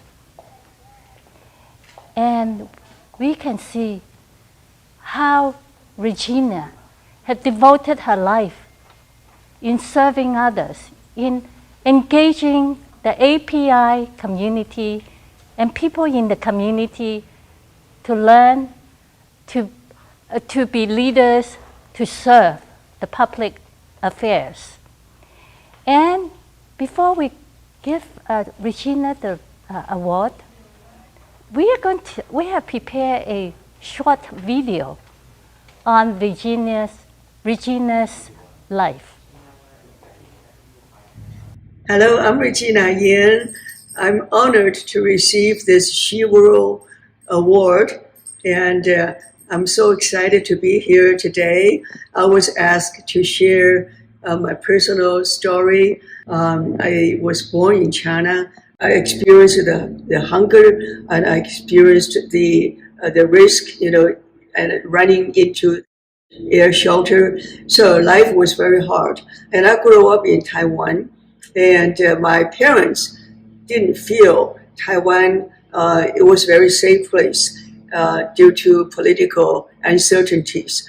So they saved enough money and they gave me one-way ticket and to go to the United States to pursue my graduate school education. I became a social worker for 20 years and worked in mental health and geriatric medical services and the child protective services. And I worked as a nanny and in a doctor's family. So I managed. And then after about 20 years career in social work, and my husband was laid off. He was looking for opportunities. And he wanted to get into McDonald's because he, as an engineer, liked their operation system. Of course, it was out of the question. And after the training, and he managed to purchase a very rundown restaurant in Oakland, in the worst neighborhood, Eastmont Mall. The restaurant was so bad, and we had to pay a premium price. So with our real estate investment, we were totally broke. But the equipment was okay. He can fix it as engineer. People is difficult. There were drug selling problems, there were prostitution, and they were stealing, there were lawsuits, and there were boycotts. So finally, until we managed to work together with NAACP and Hispanic groups and formed scholarship and a lot of service programs like a Martin Luther King speech contest, and managed to finally turn the restaurant around and start making money. In Solano County, then we again not only able to grow the business, and we also organized more diversity groups, and following African American and Hispanic Association, we formed Asian McDonald Operators Association. We women formed WON, Women Operator Network. It helped actually McDonald's business in terms of marketing, planning, and customer satisfaction and product development. So it was a good time. What we have learned, from all the previous experiences, we feel alone you cannot succeed, and you got to engage in the community. And that was when, in 2001, CC developed concept, established the APAPA, Asian Pacific Islander Americans for Public Affairs. And we would like to use our experience to develop the next younger generation So hopefully they will be more successful. And today, APAPA has grown and in the last 19 years and many chapters. And we are committed and to facilitate, to do whatever we can to make the organization strong and make a difference in our society. Thank you. As we can see from the video about Regina, how inspiring, how touching. And we see her path, an immigrant who worked hard and accomplished a lot, and yet she served. She is a woman of humility. She served humanity, and she's humble, she's generous, and she wants to empower others. And I'm sure you agree with me that Regina is a SHEro.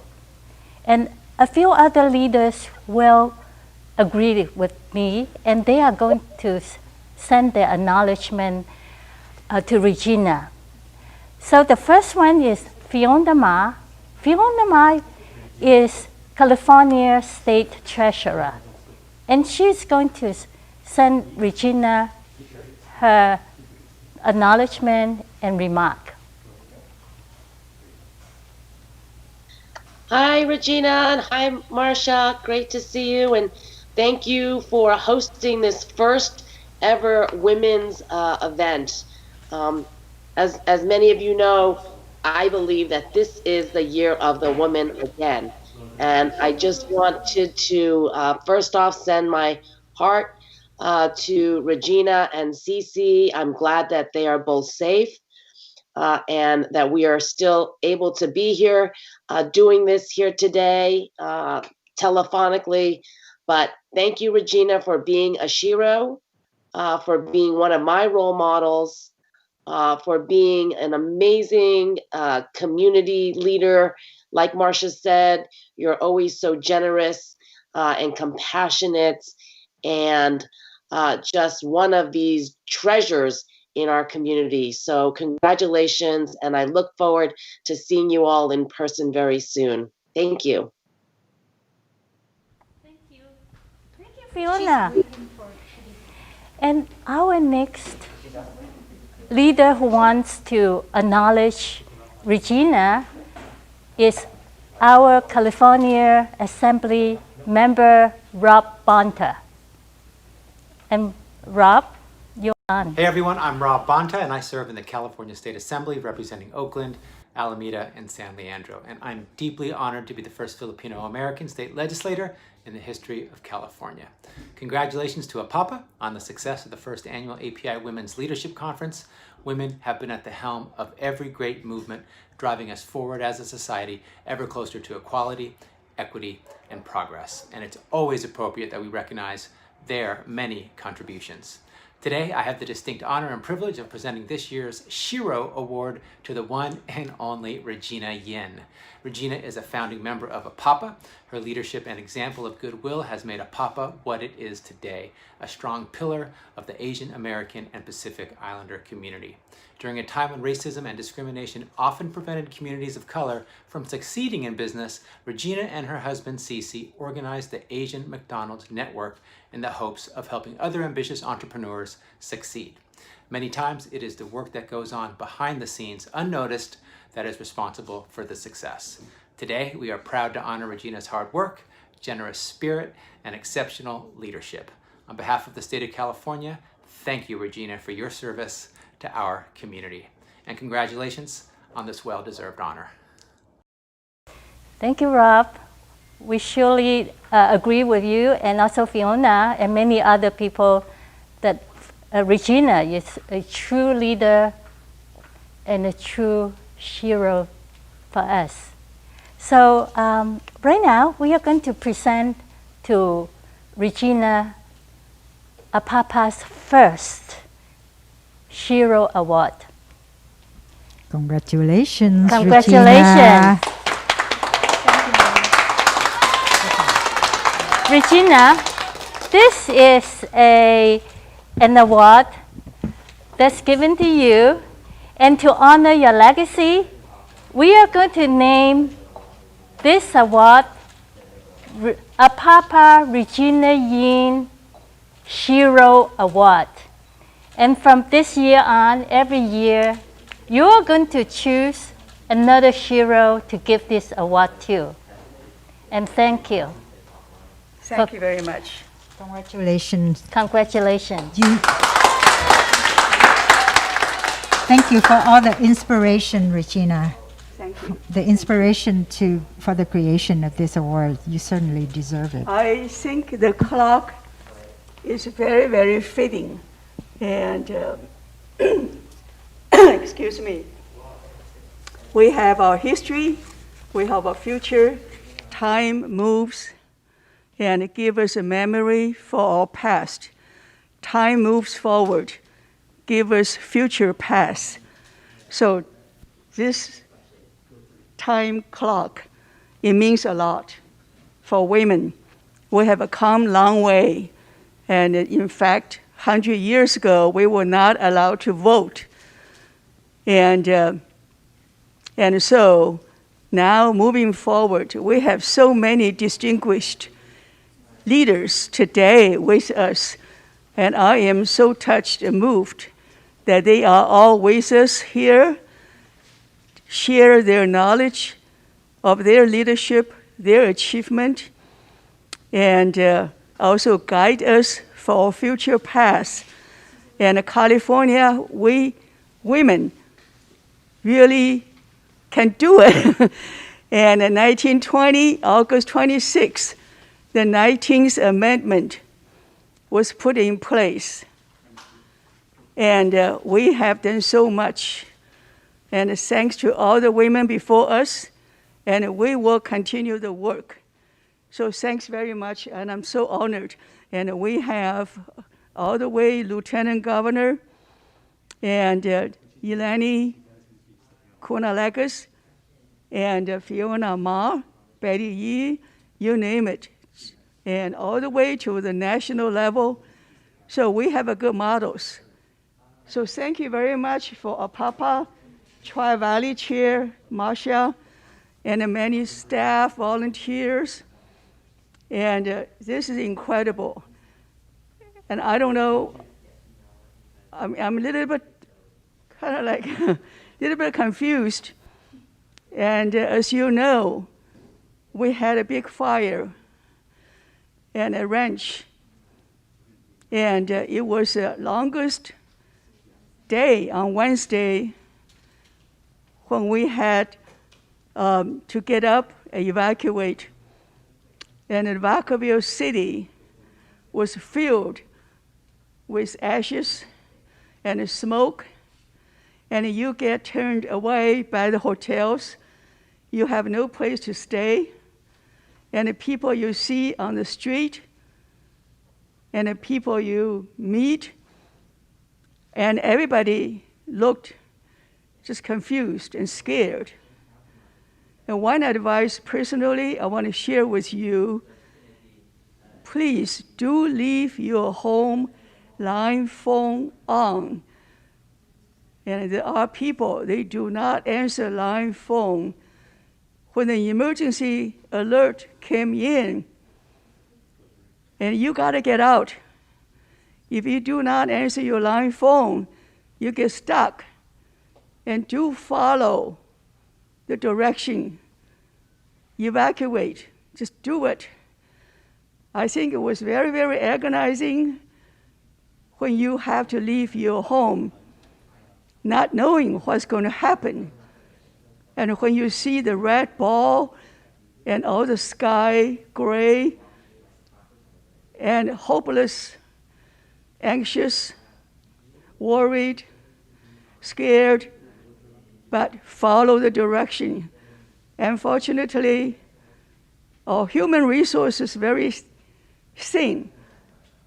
And ultimately, I don't think they were able to rescue or save a lot of people's homes. And it's very unfortunate. And Cici and Regina, we consider ourselves a little bit better, fare better, we didn't have the total loss, even though partial loss hurts. And I think the nature strikes. When pandemic hit, they do not discriminate. They will come after you. You get lucky or you get not so lucky. And it makes me think, why we human beings discriminate? Why we women in the last 100 years struggle, and we will continue to struggle. And I think my heart aches that we have a lot of work to do, and we need to get together, and we need to work with our leaders, and we, each individual, has a responsibility to do your job and to be engaged, to be helpful to others, to collaborate with others. And we should consider the welfare of the whole world, peace, friendship, and we should really achieve much more in this world. And I am very grateful. In-range is always, something belongs to the community. And even though it's our home, but I think we had many community activities and belongs to APAPA. And we suffer partial loss, but our heart and soul, they are at in-range. And 2 days later, I told Marsha, I told Yan, I do want to be here. And I want to guarantee you that Cece and me, we will rebuild. And in-range is beyond just a place, just a structure. And I think they can be replaced. They can be rebuilt. But the spirit we need to preserve. And we want to continue on. And I'm grateful. I'm so comforting when we suffer the loss. And at a critical time, the family, the friends, the community, they all came on board with us. And your love, your message, your blessing. And today, I want to take the opportunity to thank every one of you. And it's not time for me to cry. It's time for us to get together. And I'm so grateful. I'm so lucky. I think we need to move forward. And after 100 years, the 19th Amendment, we women, it's women's time. We should continue now and to help. And look at our leadership. It's incredible. Many of us are immigrants and the first generation and working very hard. And I have a personal story. I'm not sure if I should talk about my personal story right now. Okay. And I want to share it just because we came to this country 50, 60 years ago. And my husband and I first started in Seattle. And I was really trained social worker. And I depended on my income as a nanny for my room and a board, just like many immigrants. You manage it, you work hard, and you complete what you are about to do. As a social worker, I was very happy to be able to help people. And then when Cece was laid off, and at a middle age with 3 kids, and you got to do something. My wage was not enough to support the family. So he was determined he wanted to get into food industry. And he was very impressed by McDonald's management system. And as immigrant, newcomer, in the 80s, there was no chance. And I don't mind to share with you, with determination, he was able to secure his very first McDonald's in Oakland at the bankruptcy court, and with an African-American judge literally ordering McDonald's Corporation, why can't you give this immigrant a chance to start a McDonald's business? Put him through the training. So things happened. He was able to overcome all the obstacles, and we managed to be qualified, but was given broken, run-down McDonald's restaurant in East Oakland, to be specific, Eastmont Mall shopping area. And as an engineer, I think we finally survived, and I want to share with you how we survived. When you have a broken restaurant, when you were given the opportunity, we felt like second-class citizens. And Cece, my husband, used to tell me, well, maybe you are like a second-class citizen. And, you are not white. So why do you think you deserve to have the best? If you got an opportunity, you're lucky. So we have an opportunity. So we got to make it. And we didn't have any help. And McDonald's Corporation didn't care about us. And he said, die or live, I'm going to turn this restaurant around. Even though through bankruptcy court, he paid a premium price, and you don't make money.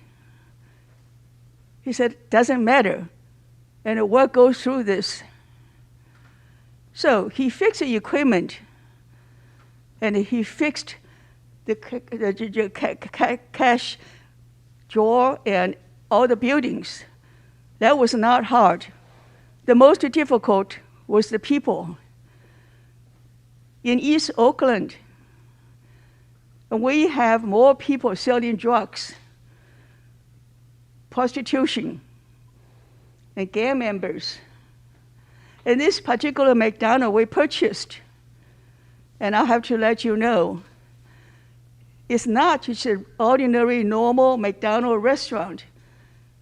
It was more like a gang congregate place.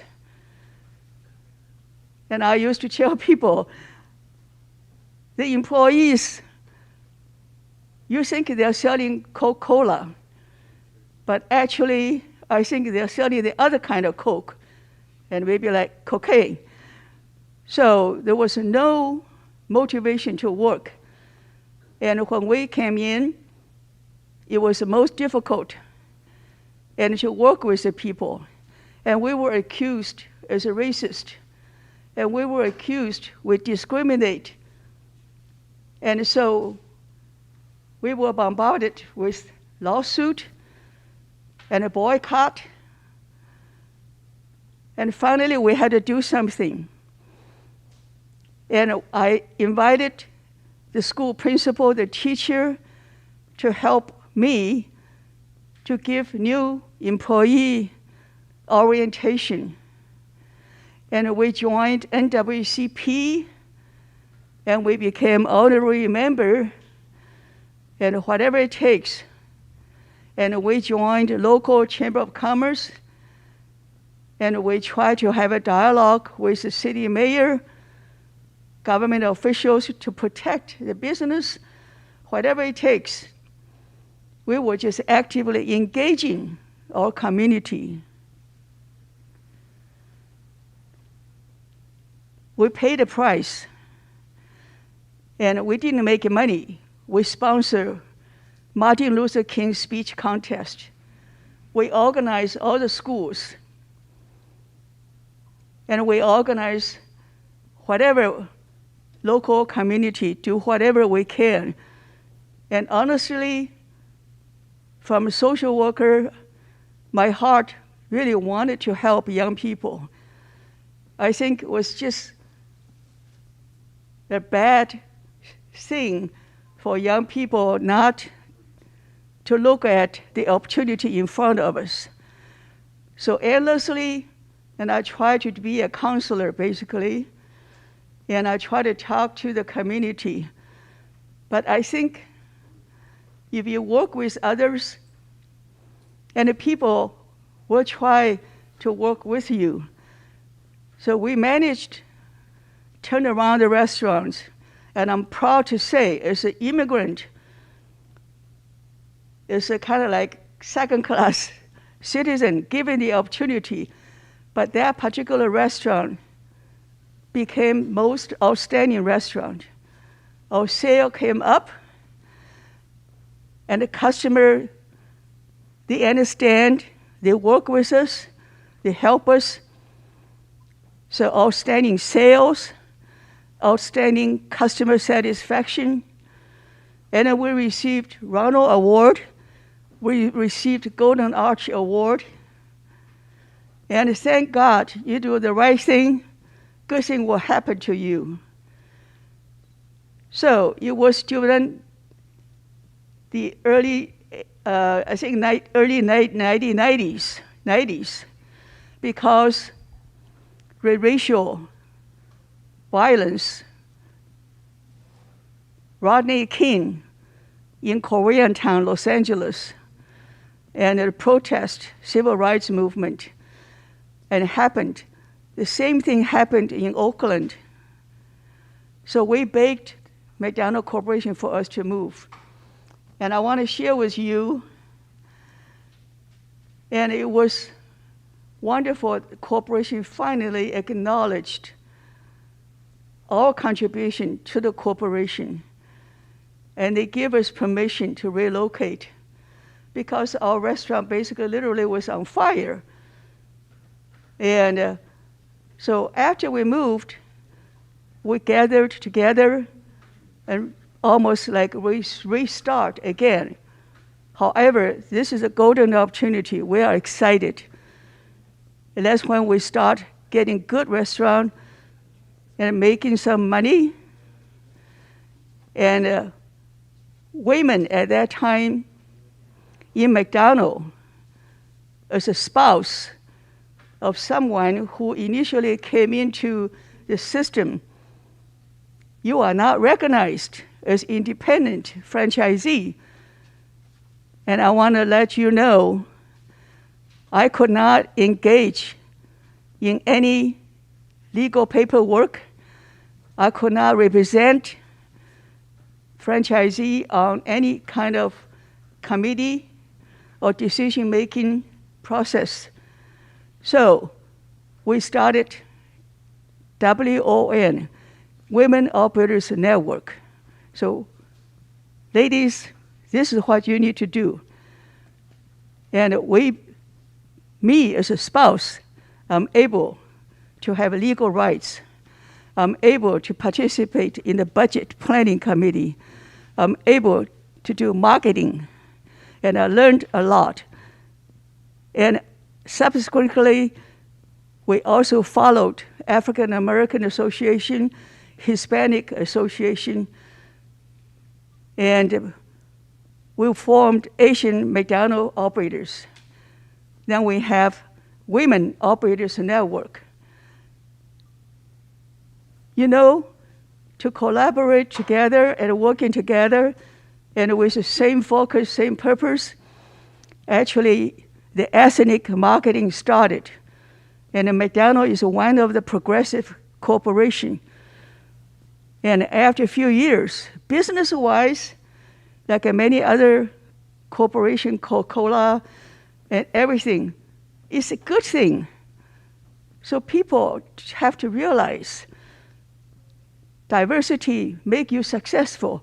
So with all the diverse groups, and we managed to elevate McDonald's company sale and a profit all the way up.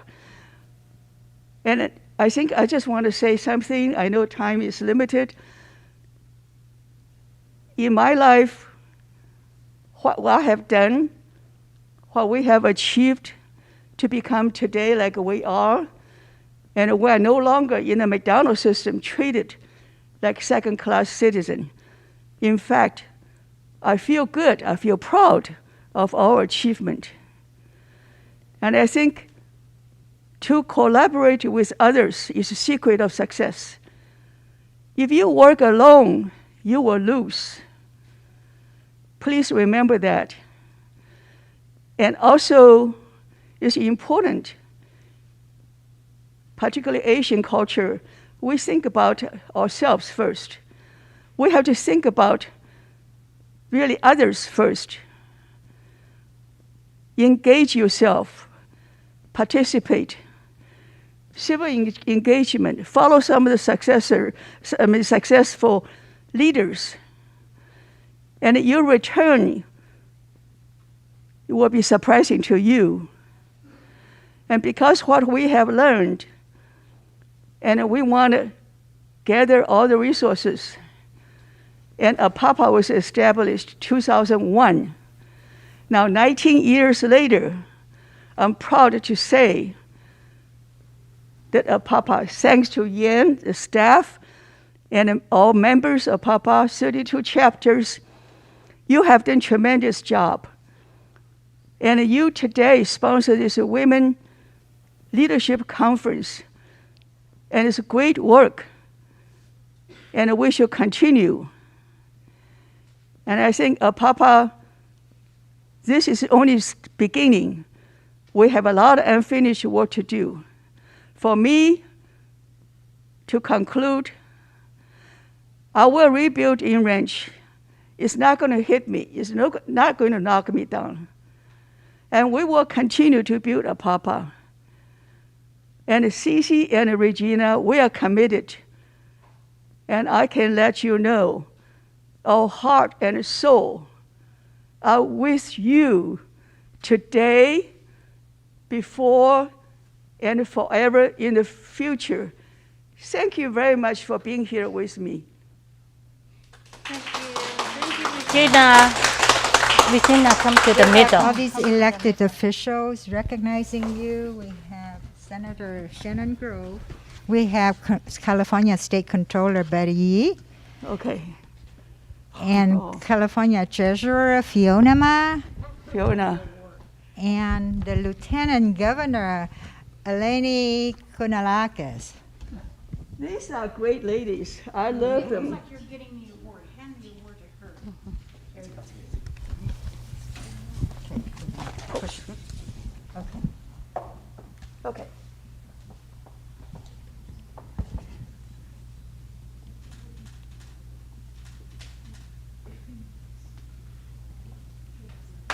Thank you. Thank you, Regina. Quite inspiration. You persevere. That's the key message there. Thank you so much.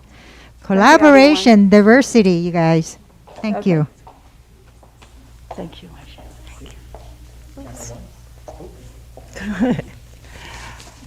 So, wow. Okay. So, Regina's story, I mean, we're in awe. I think I speak for everyone here, say that we're heartbroken about what happened to the Yins and the Yin Ranch.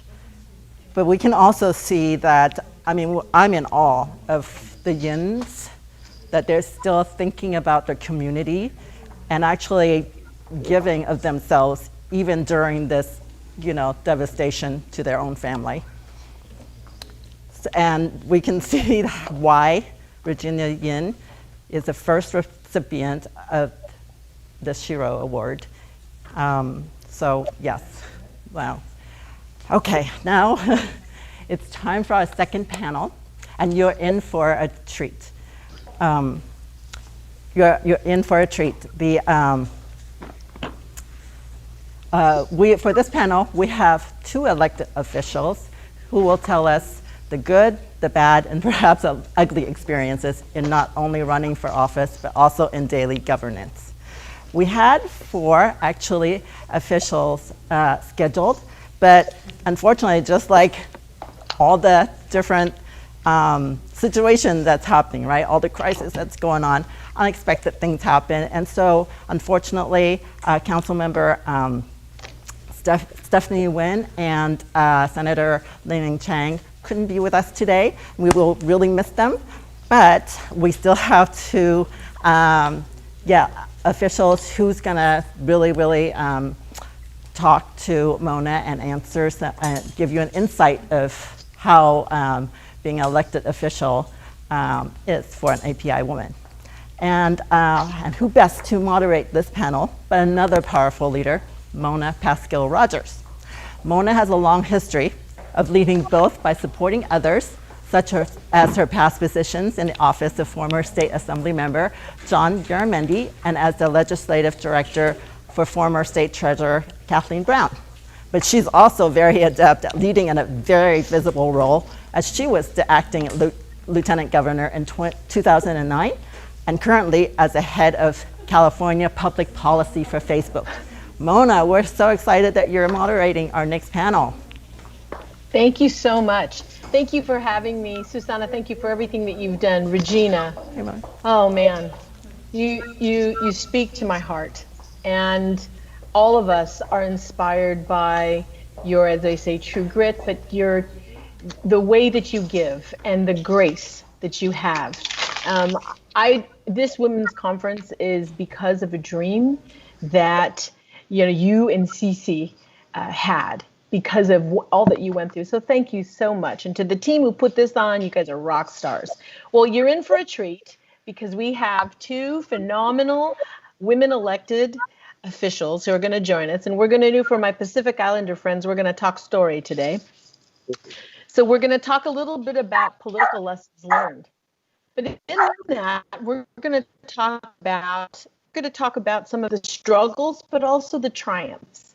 So I am super thrilled to be joined by the very fabulous sister friend, State Treasurer Fiona Ma, and Fremont's Mayor Lily May. I'd like each of you to introduce yourselves, and talk a little bit about, how you got here and how you made the decision. I mean, Fiona, you're the 34th treasurer. You're the first woman of color and the first certified CPA to hold the position. That's huge. Mayor, you were the Fremont's first mayor and the first minority mayor in Fremont's 63-year history. That's amazing. So Fiona, let's start with you, girl. Let's talk a little bit about what made you decide to run. All right, so my father just came home and my dog may start barking, so I apologize. But, I never thought I would be in elected office. My parents were both born in China, came to the United States for the American dream, wanted my brother and I and my sister to be one of the lead professions, a lawyer, engineer, accountant, or a doctor. So I am an accountant, my brother's an engineer, my sister is now a doctor. Chiropractor, so my parents are like finally happy. However, I do think, Lily reminds me that her and I both served on the Girl Scouts, Brownies and Girl Scouts. We came from the East Coast, and that was a big thing. And I really do believe if you want to run for office, joining the Brownies or the Girl Scouts or the Boy Scouts is, hi, Dad. Say hi, Dad. Dad. I'm on a Zoom call right now, so okay, all right. Going over there, computer. Okay. All right. Okay. Thank you. Sorry, this is life in the Ma household. But I do think serving, number one, Girl Scouts brownies, it teaches you as women that you get awarded. We get our badges, right, if we do good deeds. Unlike men or little boys who are taught to go and get a newspaper route or go shovel, the snow out of a driveway or mow someone's lawn for money, women, we weren't really brought up that way. And so I was also really good at selling Girl Scout cookies. And if you're good at selling Girl Scout cookies, you may have a life in politics, because like selling Girl Scout cookies, you have to go around your neighborhood, right? You have to know your neighbors, go door to door. You have to go and sell the cookies. Then you have to deliver the cookies. You have to collect the money. And then you have to keep in touch, right? The rest of the year. And they're always like, hey, when are you going to sell your cookies? It's kind of like an election, the same thing. So did that. Went to school in the Rochester Institute of Technology for accounting. Started with one of the big 8 accounting firms. My parents are really, really happy. And then after 5 years, left to start my own practice. And that's when I got involved in politics at the age of 28. I became president of the Asian Business Association, and all of a sudden I was thrust out there having to advocate for more business opportunities for women and minority business owners. And I started to understand, number one, there weren't a lot of people like me in government. Number two, there weren't a lot of women. And number three, even though small businesses are the backbone of our economy, it is so hard to run a small business here in the state of California. And I became that voice for them. I still am. This is my 4th elected position, and I still have that passion for small businesses. Even during this time, we have pivoted to creating resource guides for small business, nonprofits, individuals, seniors, food, and tax relief.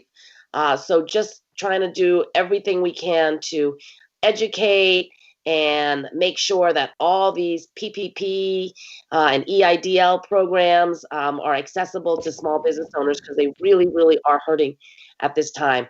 So I look forward to today, but that's just kind of a summary. And again, thank you to Regina and Cece. They formed APAPA in 2001. I got elected to the Board of Supervisors in 2002, and they've always been behind me. And as you can see, their mission has been accomplished, because we do see more Asians in the legislature, more Asians as constitutional officers, and we owe a debt of gratitude to the two of them and APAPA for allowing me to be here, and I'm sure Lily. They're just so supportive of everyone running for office, regardless of your gender and regardless of your party affiliation. So Great. Thanks, Fiona. Mayor, want to tell us a little bit about you? Sure. So thank you for this opportunity. First, I want to congratulate Regina for being a SHEro to so many of us in the community. And we're so blessed to have the opportunity to be able to participate in these conversations and programs. And I also want to thank you, Mona, for being a great role model for all of us, as well as so many of the other speakers. I've had the opportunity to work with many of them over the past few years. I have been a resident of Fremont for 26 years, and I got involved much like many other people do because of something that's important. And not just the Girl Scout cookies, though I did sell Girl Scout cookies, and I agree with you on that background in terms of getting out there in your community. I was also in orchestra and sold hoagies. I think my neighbors probably thought I would be a pro at precinct walking one day, because I even delivered hoagies in the snow before. So you get to deliver all different methodologies, and you figure out your way to get out there. I think my neighbors were afraid to open the door because I'm selling something again. But it taught you persistency and creativity and perseverance. But I got involved with my children in schools, and I think that one of the roles that I'm very proud of is to be a mother. I have 2 MIFs, Made in Fremont products. They are now 23 and 19. And so one is now working in Seattle. My daughter is working as a software engineer for Amazon in Seattle, and my son is in college. And I got involved when my children were going to school and we had an overcrowding problem. And rather than just going to complain about the issue, which many people do, and you can go and cry and yell and scream, but I went and pulled their board policies and documents and made a presentation. And it was the only thing that passed the committee that had been meeting for 2.5 years. But when I got to the committee, it got rejected, and they're like, give up. And I was like, that's really not my style. And so I went and started writing the school board, and I explained to them the situation, and I was like, okay, you may not want to hear from me, but this is a chance for me to express our concerns. And so I got to present to them. They rejected me. And then the first day of school, I ended up on the front page of the local newspaper. And I was joking with them that you might see me on TV next. But by chance, my daughter did get into the school because of different things that happened. But there I could stop the story. But rather than just look at it, and it wasn't about my child and the situation, it was about the policies and things that I felt could change. So I got involved with school PTA and school site council. And as my children got older, there was opportunities to participate. And one of the pivotal moments was talking about school reboundaries. And a lot of this, when it comes to children, I will say, having served on school board and other roles, nothing gets more emotional than your family, be it fur family or your children. And so in that case, I just felt that it was important for us to have a communications and dialogue with the school board in a positive way, not just blaming anyone for the policies, but actually being part of the solution. So years later, then I ran for school board. And I think it's important in this dialogue and community discussions right now that we're having, that it's not just about us alone. It's about working across the aisles, across the different ethnicities, across different social boundaries, to talk about how can we bring people together. And when I was on the school board, I thought it was important we brought back the Council of Presidents. And so I served as the president for the Asian Pacific Islander School Board Members Association. And that worked closely with the Latino, Black, Native American caucuses, with California School Board Associations. And when you don't see something you like there, rather than complain about it again, we say we don't have a seat at the table, then reset the table, make it something that you have a seat at, redefine it, and make it something that you're part of. And so I have to thank California School Board Associations for allowing us to do that and to be part of the conversation with their board. And as my children grew up, and now, as I mentioned, that they're older, I felt that my background originally, just to let you know, was more in technology. So I had been a product manager, I was a worldwide sales controller, and I ran a trade association preventing counterfeiting for high-tech goods. So not quite the traditional background. And so part-time, I'd be sitting there at the soccer field, and then people were saying, did you write to me from Singapore last night? And I literally had been running a meeting, had dinner with the clients, got on a plane, was picking up my kids after school. And so people just didn't know that, that happens. So as my kids got older, I ended up wanting to help with our city in this pivotal moment when we're going through tremendous change. And so I served on the city council. And 4 years ago, I ran as the mayor for Fremont. And I was so privileged to be able to be elected here in our city as the first woman in our city's history, the first minority and the first woman Asian mayor in our city's history. And while we were talking earlier about representation and people being at the table, and I heard people also talking earlier about how when you look around the room, you see somebody's missing. I'm sometimes so shocked when I go to these meetings, and I serve on the Advisory Council for U.S. Conference of Mayors, and also I serve on National League of Cities and some of our committees. And I was surprised a couple years ago when I saw APAC's put up something for Women History Month, and I thought it couldn't be right. And I am currently, I think I'm the third large city U.S. Asian woman mayor in history of the U.S. And I think there's a fourth one, which is Mayor Guo of Bakersfield. But we have a long way to come still, and we hope to go further. And this is only happening because people like this and our conversations were able to uplift and bring forward the next pipeline and bench of our future leaders. So thank you for this opportunity. That's right. Thank you. Oh, wow. Reset the table. I love that. So being the first Asian Pacific Islander woman elected to your respective positions, what are some of the misconceptions that you've faced, either from constituents, from colleagues, or opponents? Fiona, you want to start?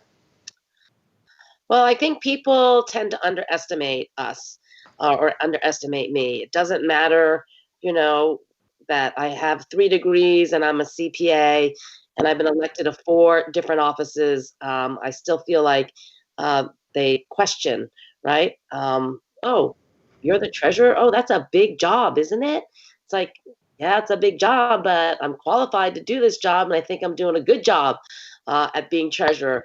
So I feel like men mostly talk down to me. Plus, this field, I'm the state's banker, and so I deal with a lot of bankers and a lot of financial institutions, and most of them are, men and Caucasian men. And now because I'm the treasurer and my chief of staff, Genevieve Jopanda, is Filipina, and we go to all the meetings, they now have to invite more Asians and women to sit at the table, which I think is a good thing. So by us being here, we're quiet as Asians. We don't say a lot. We don't demand a lot, but they understand when we come into a room what we are, what we represent, and what we would like to see. And like Regina said, diversity. She said diversity makes you successful.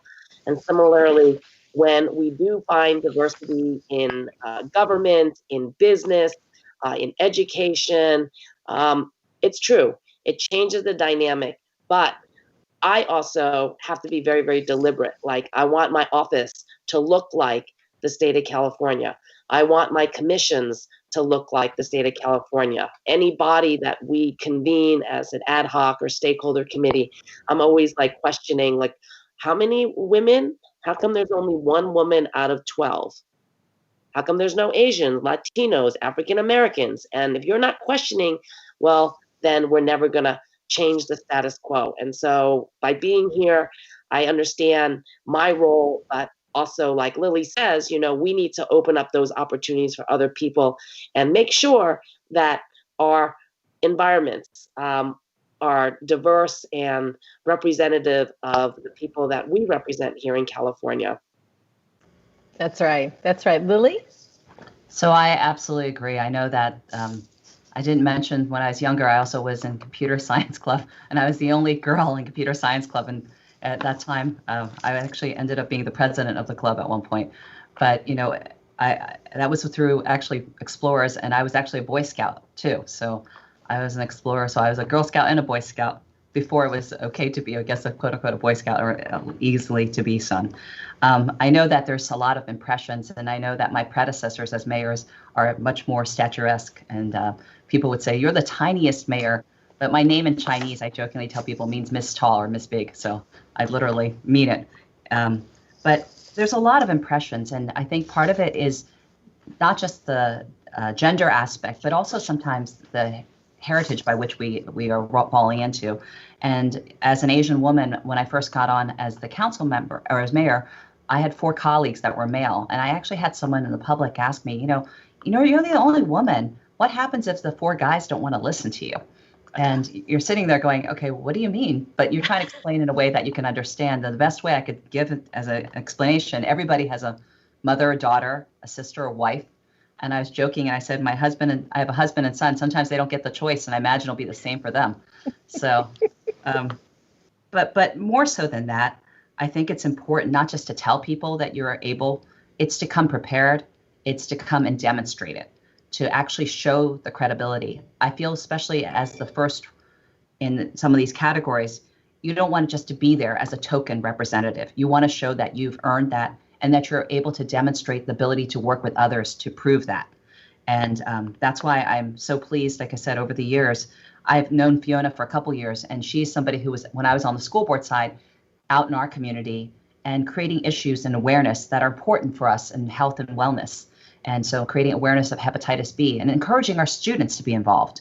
And out of that, there was one young lady who was on the student board member at that time, and she's gone on to do great things. And so we don't know always what we're doing in terms of creating a pipeline, but you are a role model. And I think that I just want to thank her for being able to show that with our community. Wow, both of you are role models and rock stars. That's awesome. Is there a particular lesson that you've learned in politics and that you'd like to share with everyone? Who wants to go first? Fiona? I want to loop in Mona here, since it's just the 3 of us. So, yes. I don't think I would have run for treasurer had you not been the lieutenant governor. And if you don't see people in a certain role, you don't think that you can do it. So, I mean, I would really love to hear, what it was like to be lieutenant governor. People always, that was one option. My husband was like, you would be a great lieutenant governor. You love the state. You just go around and promote the state. Like, was that a fun job? Thanks, Fiona. Yes, we want to hear from you.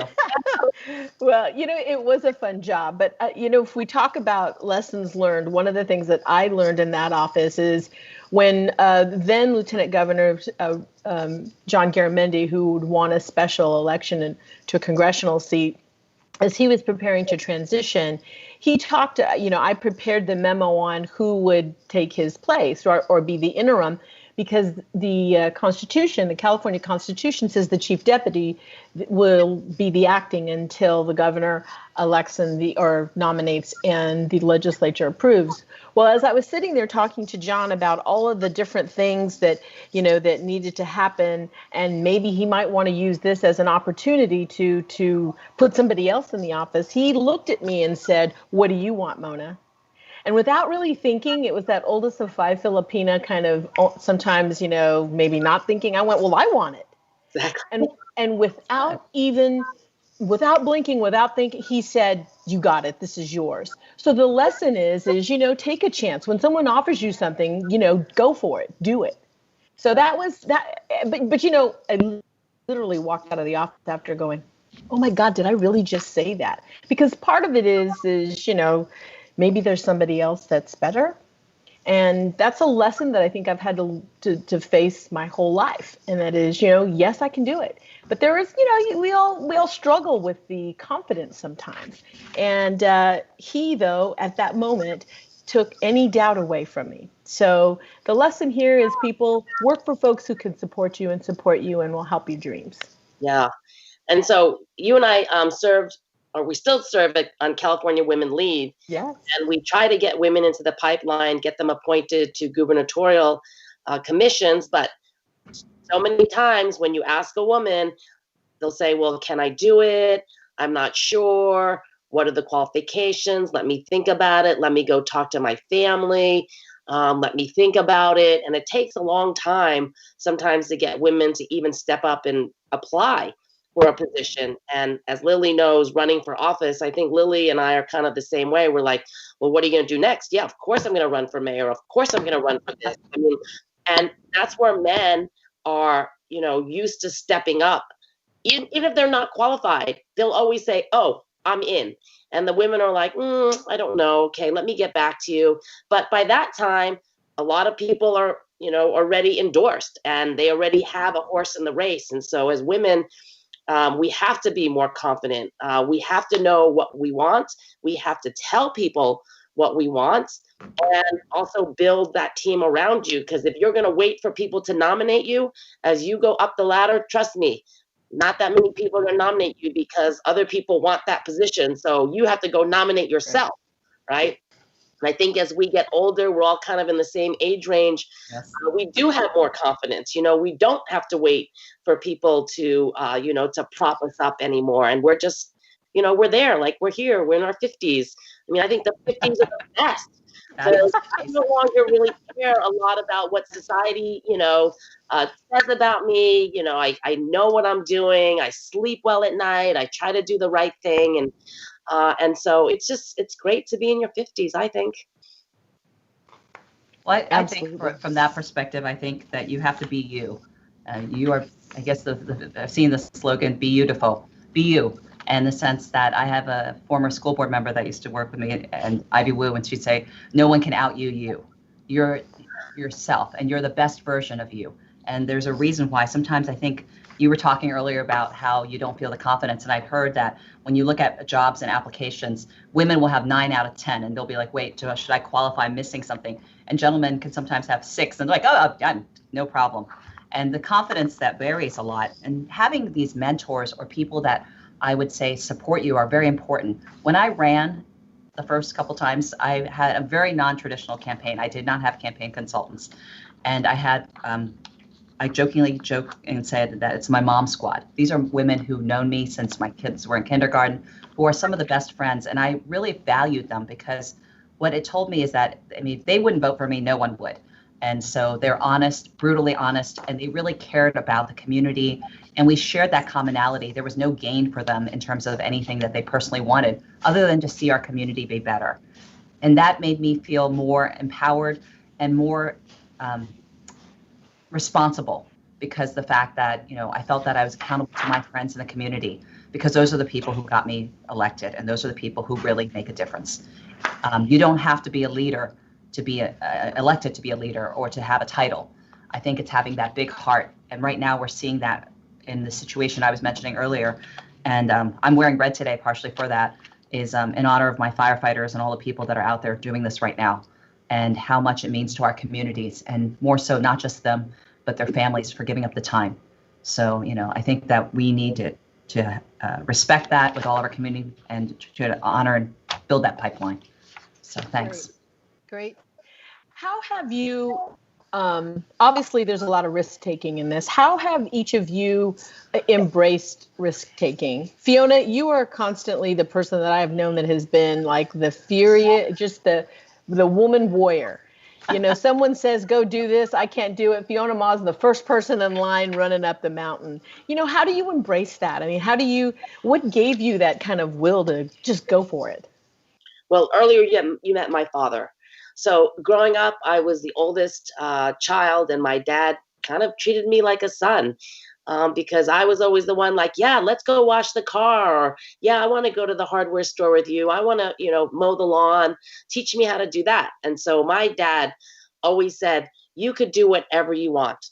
And even if I really wasn't very good, I remember one time I tried out for the choir and I sang a solo, and my parents like, oh, my dad's like, you're great. Looking back, I probably wasn't that good, but I never knew it. And so growing up, I just was always encouraged to go and try it and do it. And they always supported me. And I think that's important, right? Growing up, if you have parents that encourage you versus saying, well, why are you doing that? That's dumb. I don't know whether you qualify or you can do that. So I think I was very, very lucky to have my dad as my biggest cheerleader. And then now, I mean, that's just kind of who I am. I'm curious. I'm super type A. I like people. I like to meet people. I like to see people. I like to get out. I like to learn. And so this job, being an elected official, really suits my personality. Since March, I've been sitting in the office a lot, Monday through Friday, which reminded me of why I don't want to be an accountant ever again, and why I work so hard to keep in elected office. But again, it's about, number one, like Lily said, finding mentors. Number two, working hard. And I do believe what Lily said, we always have a bigger, we have double standard all the time. And even in my job now, I chair 16 different boards and commissions, and I chair all of them. I get in the weeds. I want to know what they're doing. I want to sponsor legislation based on, what we're doing in the Treasurer's Office. I'm active with the National Association of State Treasurers. But that gives me the confidence, because I never want to be at a meeting where I'm saying, well, I don't know, or, oh, let me call someone, or I'll have someone call you back. I mean, I've done about 60 webinars right now, and I can pretty much answer all the questions, but that's because I'm reading, I'm learning, I'm researching, I'm talking to people. And that's kind of, the double standards that we have, is that when they hear you and they know that you know your stuff, that you're articulate, that they understand where your heart is, then they start going, oh, okay, she's a good treasurer, right? And I think I've worked a lot harder than most treasurers. You worked with one treasurer before, but they are my team, and I want them to succeed. And that means understanding who they are, what motivates them, but also they're my family. And I always say, you need to treat your staff better than you treat your family. My husband and my father will be there regardless of, my bad moods or whatever I'm going through, but your staff, they have a choice. And so I have 430 team members at the Treasurer's Office, and I really, hope and I want them to be successful in whatever they're doing in their life. And I hope that comes through. And if they're happy, they're going to be happier at their jobs, and this Treasurer's Office is going to be, that much better. And so that's kind of my attitude is all about the people, just making sure that we not only represent, but that we also treat people well, but that we support others and encourage them to grow in whatever capacity that they care to. So for me, I think part of it, being elected, I know Fiona was talking about that, is not just hearing from people and say, I represent you, but also being part of it. As the mayor, we literally are building our city right now and going through major periods of change, whether it's infrastructure or in this time of COVID, delivering PPE. And so I've been able to work with so many members of our faith-based, community-based organizations. We've delivered over 100,000 face masks. We've delivered them in the rain. I've literally crawled through windows almost and delivering them. And, when we're doing our food bank and our handouts of food, we've handed out over 10,000 boxes of food. And I was saying that, I've directed traffic, and I'm happy to see the people out there. And I'm kind of excited, but also nervous that people can recognize me when I'm in plain clothes with a mask on. And they're like, hi, Mayor. And I'm like, wow, it's good to be that well known, I guess. But it's important to be part of the community.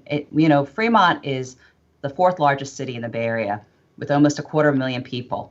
And yet it was originally 5 small towns that came together. And that's what makes its charm, is being able to know the people and to be out there, whether it's helping Habitat for Humanity and doing the actual building of the houses, or to walking with your community members on different issues and to understand how this transportation method will change the way we commute.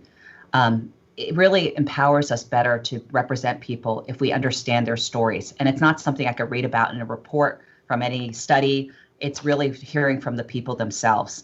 And I know at times it's a little bit hard because of the fact that there's still only 250,000 of them and one of me. It makes it a challenge, but I really do care. And I think that that's hopefully what comes across when we serve. But if we get the next pipeline of people and get our youth and the, others involved, it makes things much better. Many hands make light work. And in this situation right now, be it the COVID or economic disparities that we're facing, or racial equity and these discussions about justice, social justice, it means us being bold, but it also means us being thoughtful.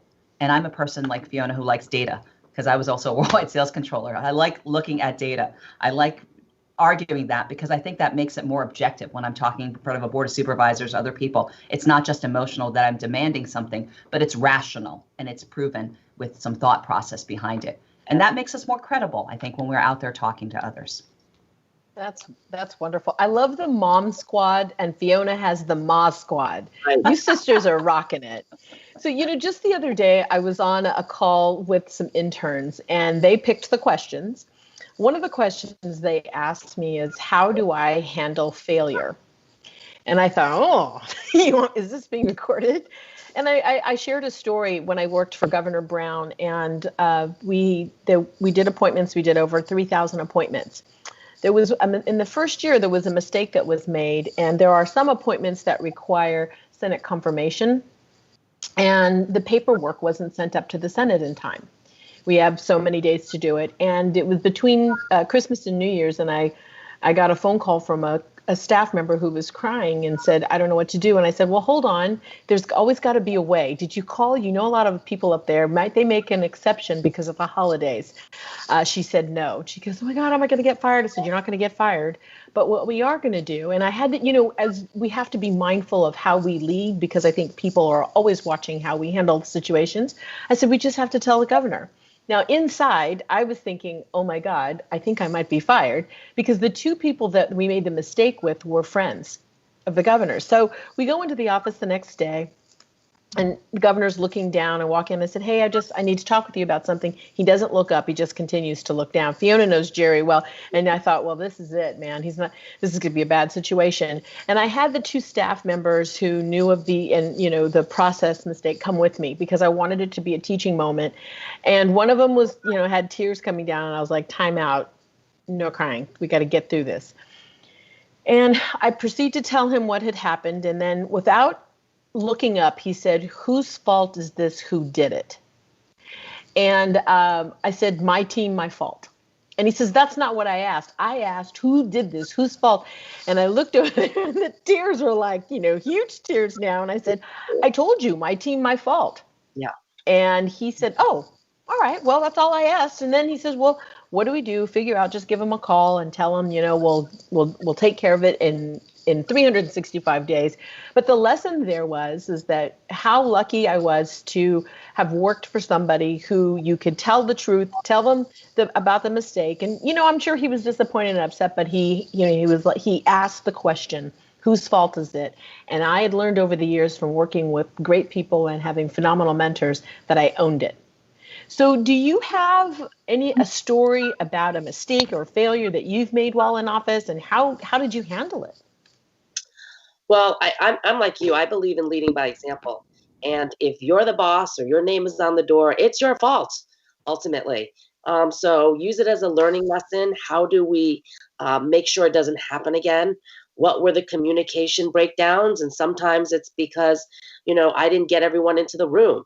And so everyone was doing their own thing, and it caused a lot of confusion and a lot of angst.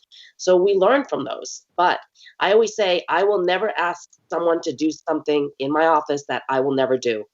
Also on the campaign trail, Lily probably is the same way. Like, we are the first ones in the office, the last ones out. We're willing to do everything, knock on doors, stick stickers on our flyers. I was up nailing signs on the telephone poles, right? Because my two guys didn't want to get up on the ladder. But that's what it takes to be a good leader. And don't throw people under the bus. People remember that. And if you are one of those people that throw people under the bus, nobody's going to want to work for you, okay? Because you will have a reputation for doing that. And it's all about loyalty, right? In the end, John Burton, my mentor, always said, hey, remember who brought you to the dance? Number 2, be a voice for those who don't have a voice. And number 3, stand up, even if you're the only one standing. So those are the things that I strive to be like John Burton every day. It's not easy sometimes, but, ultimately, if, you shouldn't be in the kitchen if you can't take the heat. There you go. Right on. Lily? I would agree with Fiona on that. I think right now, especially in this climate right now, it's easier to be a bystander than an upstander. And that's sometimes a very difficult conversation that we have when we're looking at all different opinions. And, here in Fremont, and much like any across the United States, we're having a lot of polarized conversations. And one of the things that's important when we're talking with others is to be able to listen. And that sometimes I've learned, especially with the council, is that we'll have different opinions, but that's actually what makes us better in our solutions, is that we have to listen to everyone's opinions. There's times where you feel like you're on the winning end, there's times where you feel like you're losing, but the point is whether or not you made a difference and shared that discussion. And so there's times where you think like you have the methodology, you've got everything covered, but when you get to the table, you're like, okay, I didn't think of everything. And so it's that willingness to say, I can change my mind. I can come to some compromise. I can come to some agreement because I want us to move forward better together. And that sometimes there's points where you feel like you're the winner, and other times that you have to bring people along with you. And that's part of the conversation. And that's one of the things that we're facing right now on so many issues. Do we stay open? Do we stay closed? What are the testing or what are the health things? And I am not perfect by any means, and I recognize that fully, and that I'm trying to do my best every day. And it's only because people on my staff, people in my community, and others try to help with this that we're able to solve these problems. These are unprecedented times. Yep. Wow. So that just leads me into this question, COVID, we've all been working from home. Some go into the office, a few, every other day. How do you achieve balance, right? Because I feel like with me, I feel like I'm on a video call all day long. And then at night, since I'm home and I'm working from home, I'm going to just stay on the computer and finish everything that I didn't do during the day. And some days I lose, what day it is. How do you achieve balance? I mean, you ladies, you sisters are doing it all, and with grace, confidence, and guts. How do you balance home and work? Well, because we are the state's banker, over $2.6 trillion, 200, yeah, over, oh my God, $2.6 trillion goes through my bank accounts every day. We have to stay open. So I've had 100 people physically that have to be in the office because of cybersecurity, because of checks and balances, that it is just not safe to put these folks on VPNs and send them home on them. So because of that, like I said, I'm the captain. I have also been in the office and my chief of staff as well since March 16th, pretty much every day, Monday through Friday. It has been difficult because my dad is home and I worry about my dad, but he is home and healthy and taking care of the 3 dogs. So it allows me to physically be in Sacramento every day. But it is hard. I have Zoom fatigue when I'm in the office, right? From 8 o'clock, I start on a daily 8 o'clock conference call every single day with my 3 financial divisions, cash management, investments, and public finance. And it goes until 5 o'clock. But at 5 o'clock, I kind of have to turn off. I have to leave. But these days, with all of the campaigns and GOTV, and everybody wants to do a Zoom call from 5 to 7 o'clock, sometimes 8 o'clock, it does get a little bit more difficult to be physically like sitting all the time. Yeah, so I'm not as thin as I used to be because usually I lose weight by walking around, running around, and I just kind of, sedentary too much. And it is really, really difficult. But on the weekends now, I used to do things Monday through Sunday, right? 24/7, but everything was kind of spaced out. You would work in the office a little bit, you would see people, you would go to events, and that was like my balance. And now, because I'm in the office Monday through Friday, on the weekends, I kind of understand like why people say, oh, I'm taking a weekend off, right? So the weekends are more important. Like I said, I'm watching K-dramas now. Sometimes I stay up till 1 o'clock. One I stay up till 4 o'clock because I really wanted to finish it. And those are things I never used to do before. Sit in the house, clean the house, wash my dog, groom them, all the little things that I think people, do on the weekends. I just never did. And so now I'm doing it. Awesome. Lily? So I am not the best example, I think, of balancing. I am in my office right now, and I know that when I kicked off my campaign a couple of weeks ago, one of my speakers, a colleague, was saying, do I get her a tent or a sleeping bag? And so I feel like the Seinfeld episode where I sometimes sleep in the file cabinet. But, I think that what helps balance me is that I do have a family, and I have to thank my son. Sometimes he'll call me and be like, is it time to pick you up to make sure you're leaving? And that he reminds me, and my friends remind me, like, to take a break. It's hard because there's so many things going on, and there's constant needs within our community. And I think that at times with social media, there's pros and cons. It used to be you exit, it's like Barney Rubble. And for instance, you go to the office every day, beep, and at 8, 9 o'clock, and everyone leaves at 5. But now with social media and the advent of technology, it feels like you can always be reached out and touched. They would like Instamayor, Dial-A-Mayor, or, Snapchat or whatever with you. And it makes it hard at times, but I think that truly it does help me sometimes when I go out to talk to the community. It allows me to decompress. It allows me some time to relax since we're not driving as much. The most events I've been in one day is 11.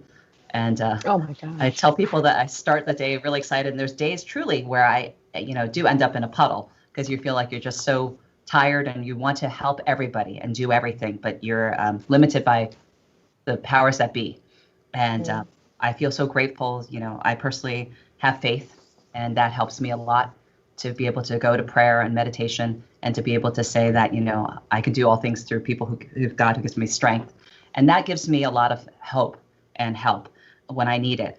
But having those friends and family and having colleagues who take time to tell you how much you need to take a break and how much they care, just little things. It's the little things that make people realize how important it is to take that pause. And so people talking to all of you today it's a wonderful relaxation. It feels like group therapy at times. And so it's like saying, oh, good, I'm not the only one going through this COVID period in office, but working with one another, like I said, it really helps. That's awesome. The sisterhood is really real. Yes. And I think, there are times, Fiona's one of those people that I can text at the middle of the night and just say, like, I had a really horrible day, but can you please answer this one question? Yeah. And, you usually, I think she'll get to me, or she's like, she responds right away, always. So it's the sisterhood is real, and helping each other is real. And I think, Fiona, my mom's really into the K-dramas, and I'm starting to watch as well. But the things that I've heard today are: I'm the captain, loyalty, be part of the community, reset the table, only girl in the room, family, collaboration. Can you, as we finish up this panel that I'm so honored to have been on with you two, can you give us a few words of inspiration for the sisters who are watching? All right. Number one, if you're going to get married, make sure you marry someone who is going to support you. My first husband, we're still friends, but he did not want me to be in politics. My husband now is a firefighter. He's also an elected member of the Oxnard Harbor Commission, so he gets it. And so he understands if I'm going to events or, things run long and, we don't have the perfect weekend that we had because something suddenly came up. I think that is super, super important to find your right partner. Number two, work hard, right? Find those mentors, ask for help. And also when you want something, let people know what you want and ask them to help you get there, because we cannot read people's minds. And so many times someone will run and say, well, I wanted to be in that position. I said, did you tell anyone? So I think you need to be proactive. Number four, I would say you need to be passionate about what you do. Public service is really, really difficult, but ultimately this is the best. It's an honorable profession. My father finally is happy that I'm the state treasurer, so I'm not embarrassing him anymore. I'm not wasting my education and my all of my public and private experience, but ultimately, you have to do something that you love every day, because otherwise, it's really, really hard to get up in the morning and motivate yourself if you're not doing something you love every day. So find what makes you passionate and stick to it, work hard, and just be kind to one another. Treat people with dignity and respect, because the people that you see going up are the same people you see coming down. So just be very, very mindful, be humble, be grateful, give back, and, just, love one another. That's great. Lily? I would say the same thing, is to be able to look at things differently sometimes, to be innovative, to be creative. And that's one of the things that I balance with my data needs, but always being a friendly and approachable, being someone that has the nerve to ask and reach across the aisle. Sometimes when people aren't willing to listen, that you will take the stand and be willing to stand by yourself if necessary. Be a person with integrity, and be a person who has a heart. I think that sometimes it's underestimated that you can be kind and also successful, that you can be caring and also be convicted in terms of courage. And those are all things that are really important. Thank you for this wonderful time today. That's wonderful. Man, this is the inspiration that I know I needed, but I know that all the participants, people watching, and you can always go back and watch this again for inspiration. Find a mentor, be yourself, be your true self, family. I love Fiona, marry the right person, so true. But collaboration, because we're at a time when all communities, we need to work together to move forward, and we need to be kind to each other. So ladies, thank you so much for all that you do. And APAPA, thank you too. Yin? Thank you, Mona, Fiona, Lily. Wow. Thank you so much. And I felt like you spoke to me. especially Fiona. My husband is right here behind the camera right now. So that's how you could not have done it without a supportive spouse, your partner in life. So thank you very much. What amazing discussion we had this morning. I don't know about you all, but for someone like me who's not that interested in politics, I feel so pumped. I'm so inspired and so ready to serve. You should run, Yen. Run for office. Yeah. Thank you, Fiona. Truly appreciate your time. You guys have been amazing. Have a good afternoon, or whatever that you have, the rest of your day. I truly appreciate your time this morning, knowing how busy you are. You amazing woman. You inspire me every day. Thank you so much. Appreciate you. See you later. See you later. Okay, really, thank you. Thanks to the amazing speakers, panelists, and skillful moderators, we were able to learn so much. And we appreciate the challenges now. We really appreciate it. The challenges in the women's political journeys and pathways to leadership. Thanks also to all the elected officials who were able to join us this morning. You made us so proud because we know representation matters. Thank you, Masha and Susanna, for all your help and leadership in the planning and executing of our very first Women's Leadership Conference. We certainly couldn't have the inauguration of this Regina Yin's SHEro Award without you. I just can't wait. I cannot wait to see APAPA give out this award every year from now on. Thank you, Regina, for the inspiration for the award. Special thanks to our sponsors for your support and partnership with APAPA. You know that we can't succeed without you and your generous support.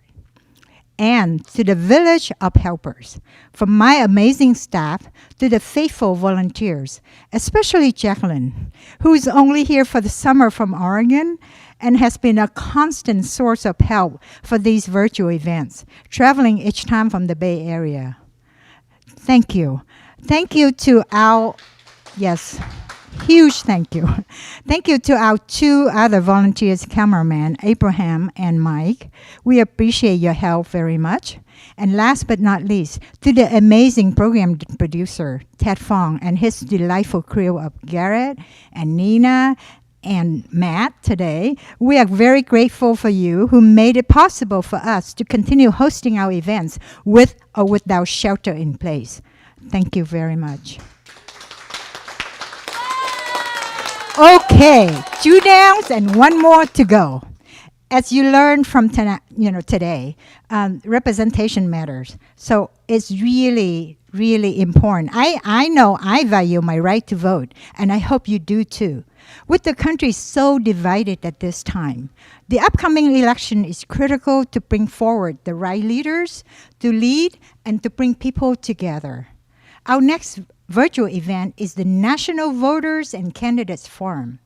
At this event, we will present issues and candidate panels, raise civic awareness, and increase participation in the democratic process. So mark your calendar for October 10th. Okay, we cannot wait to see you there. We depend on you to be there to have a deep and meaningful conversation. So for now, have a great weekend. Enjoy the rest of your day. And we thank you for being with us this morning. Goodbye.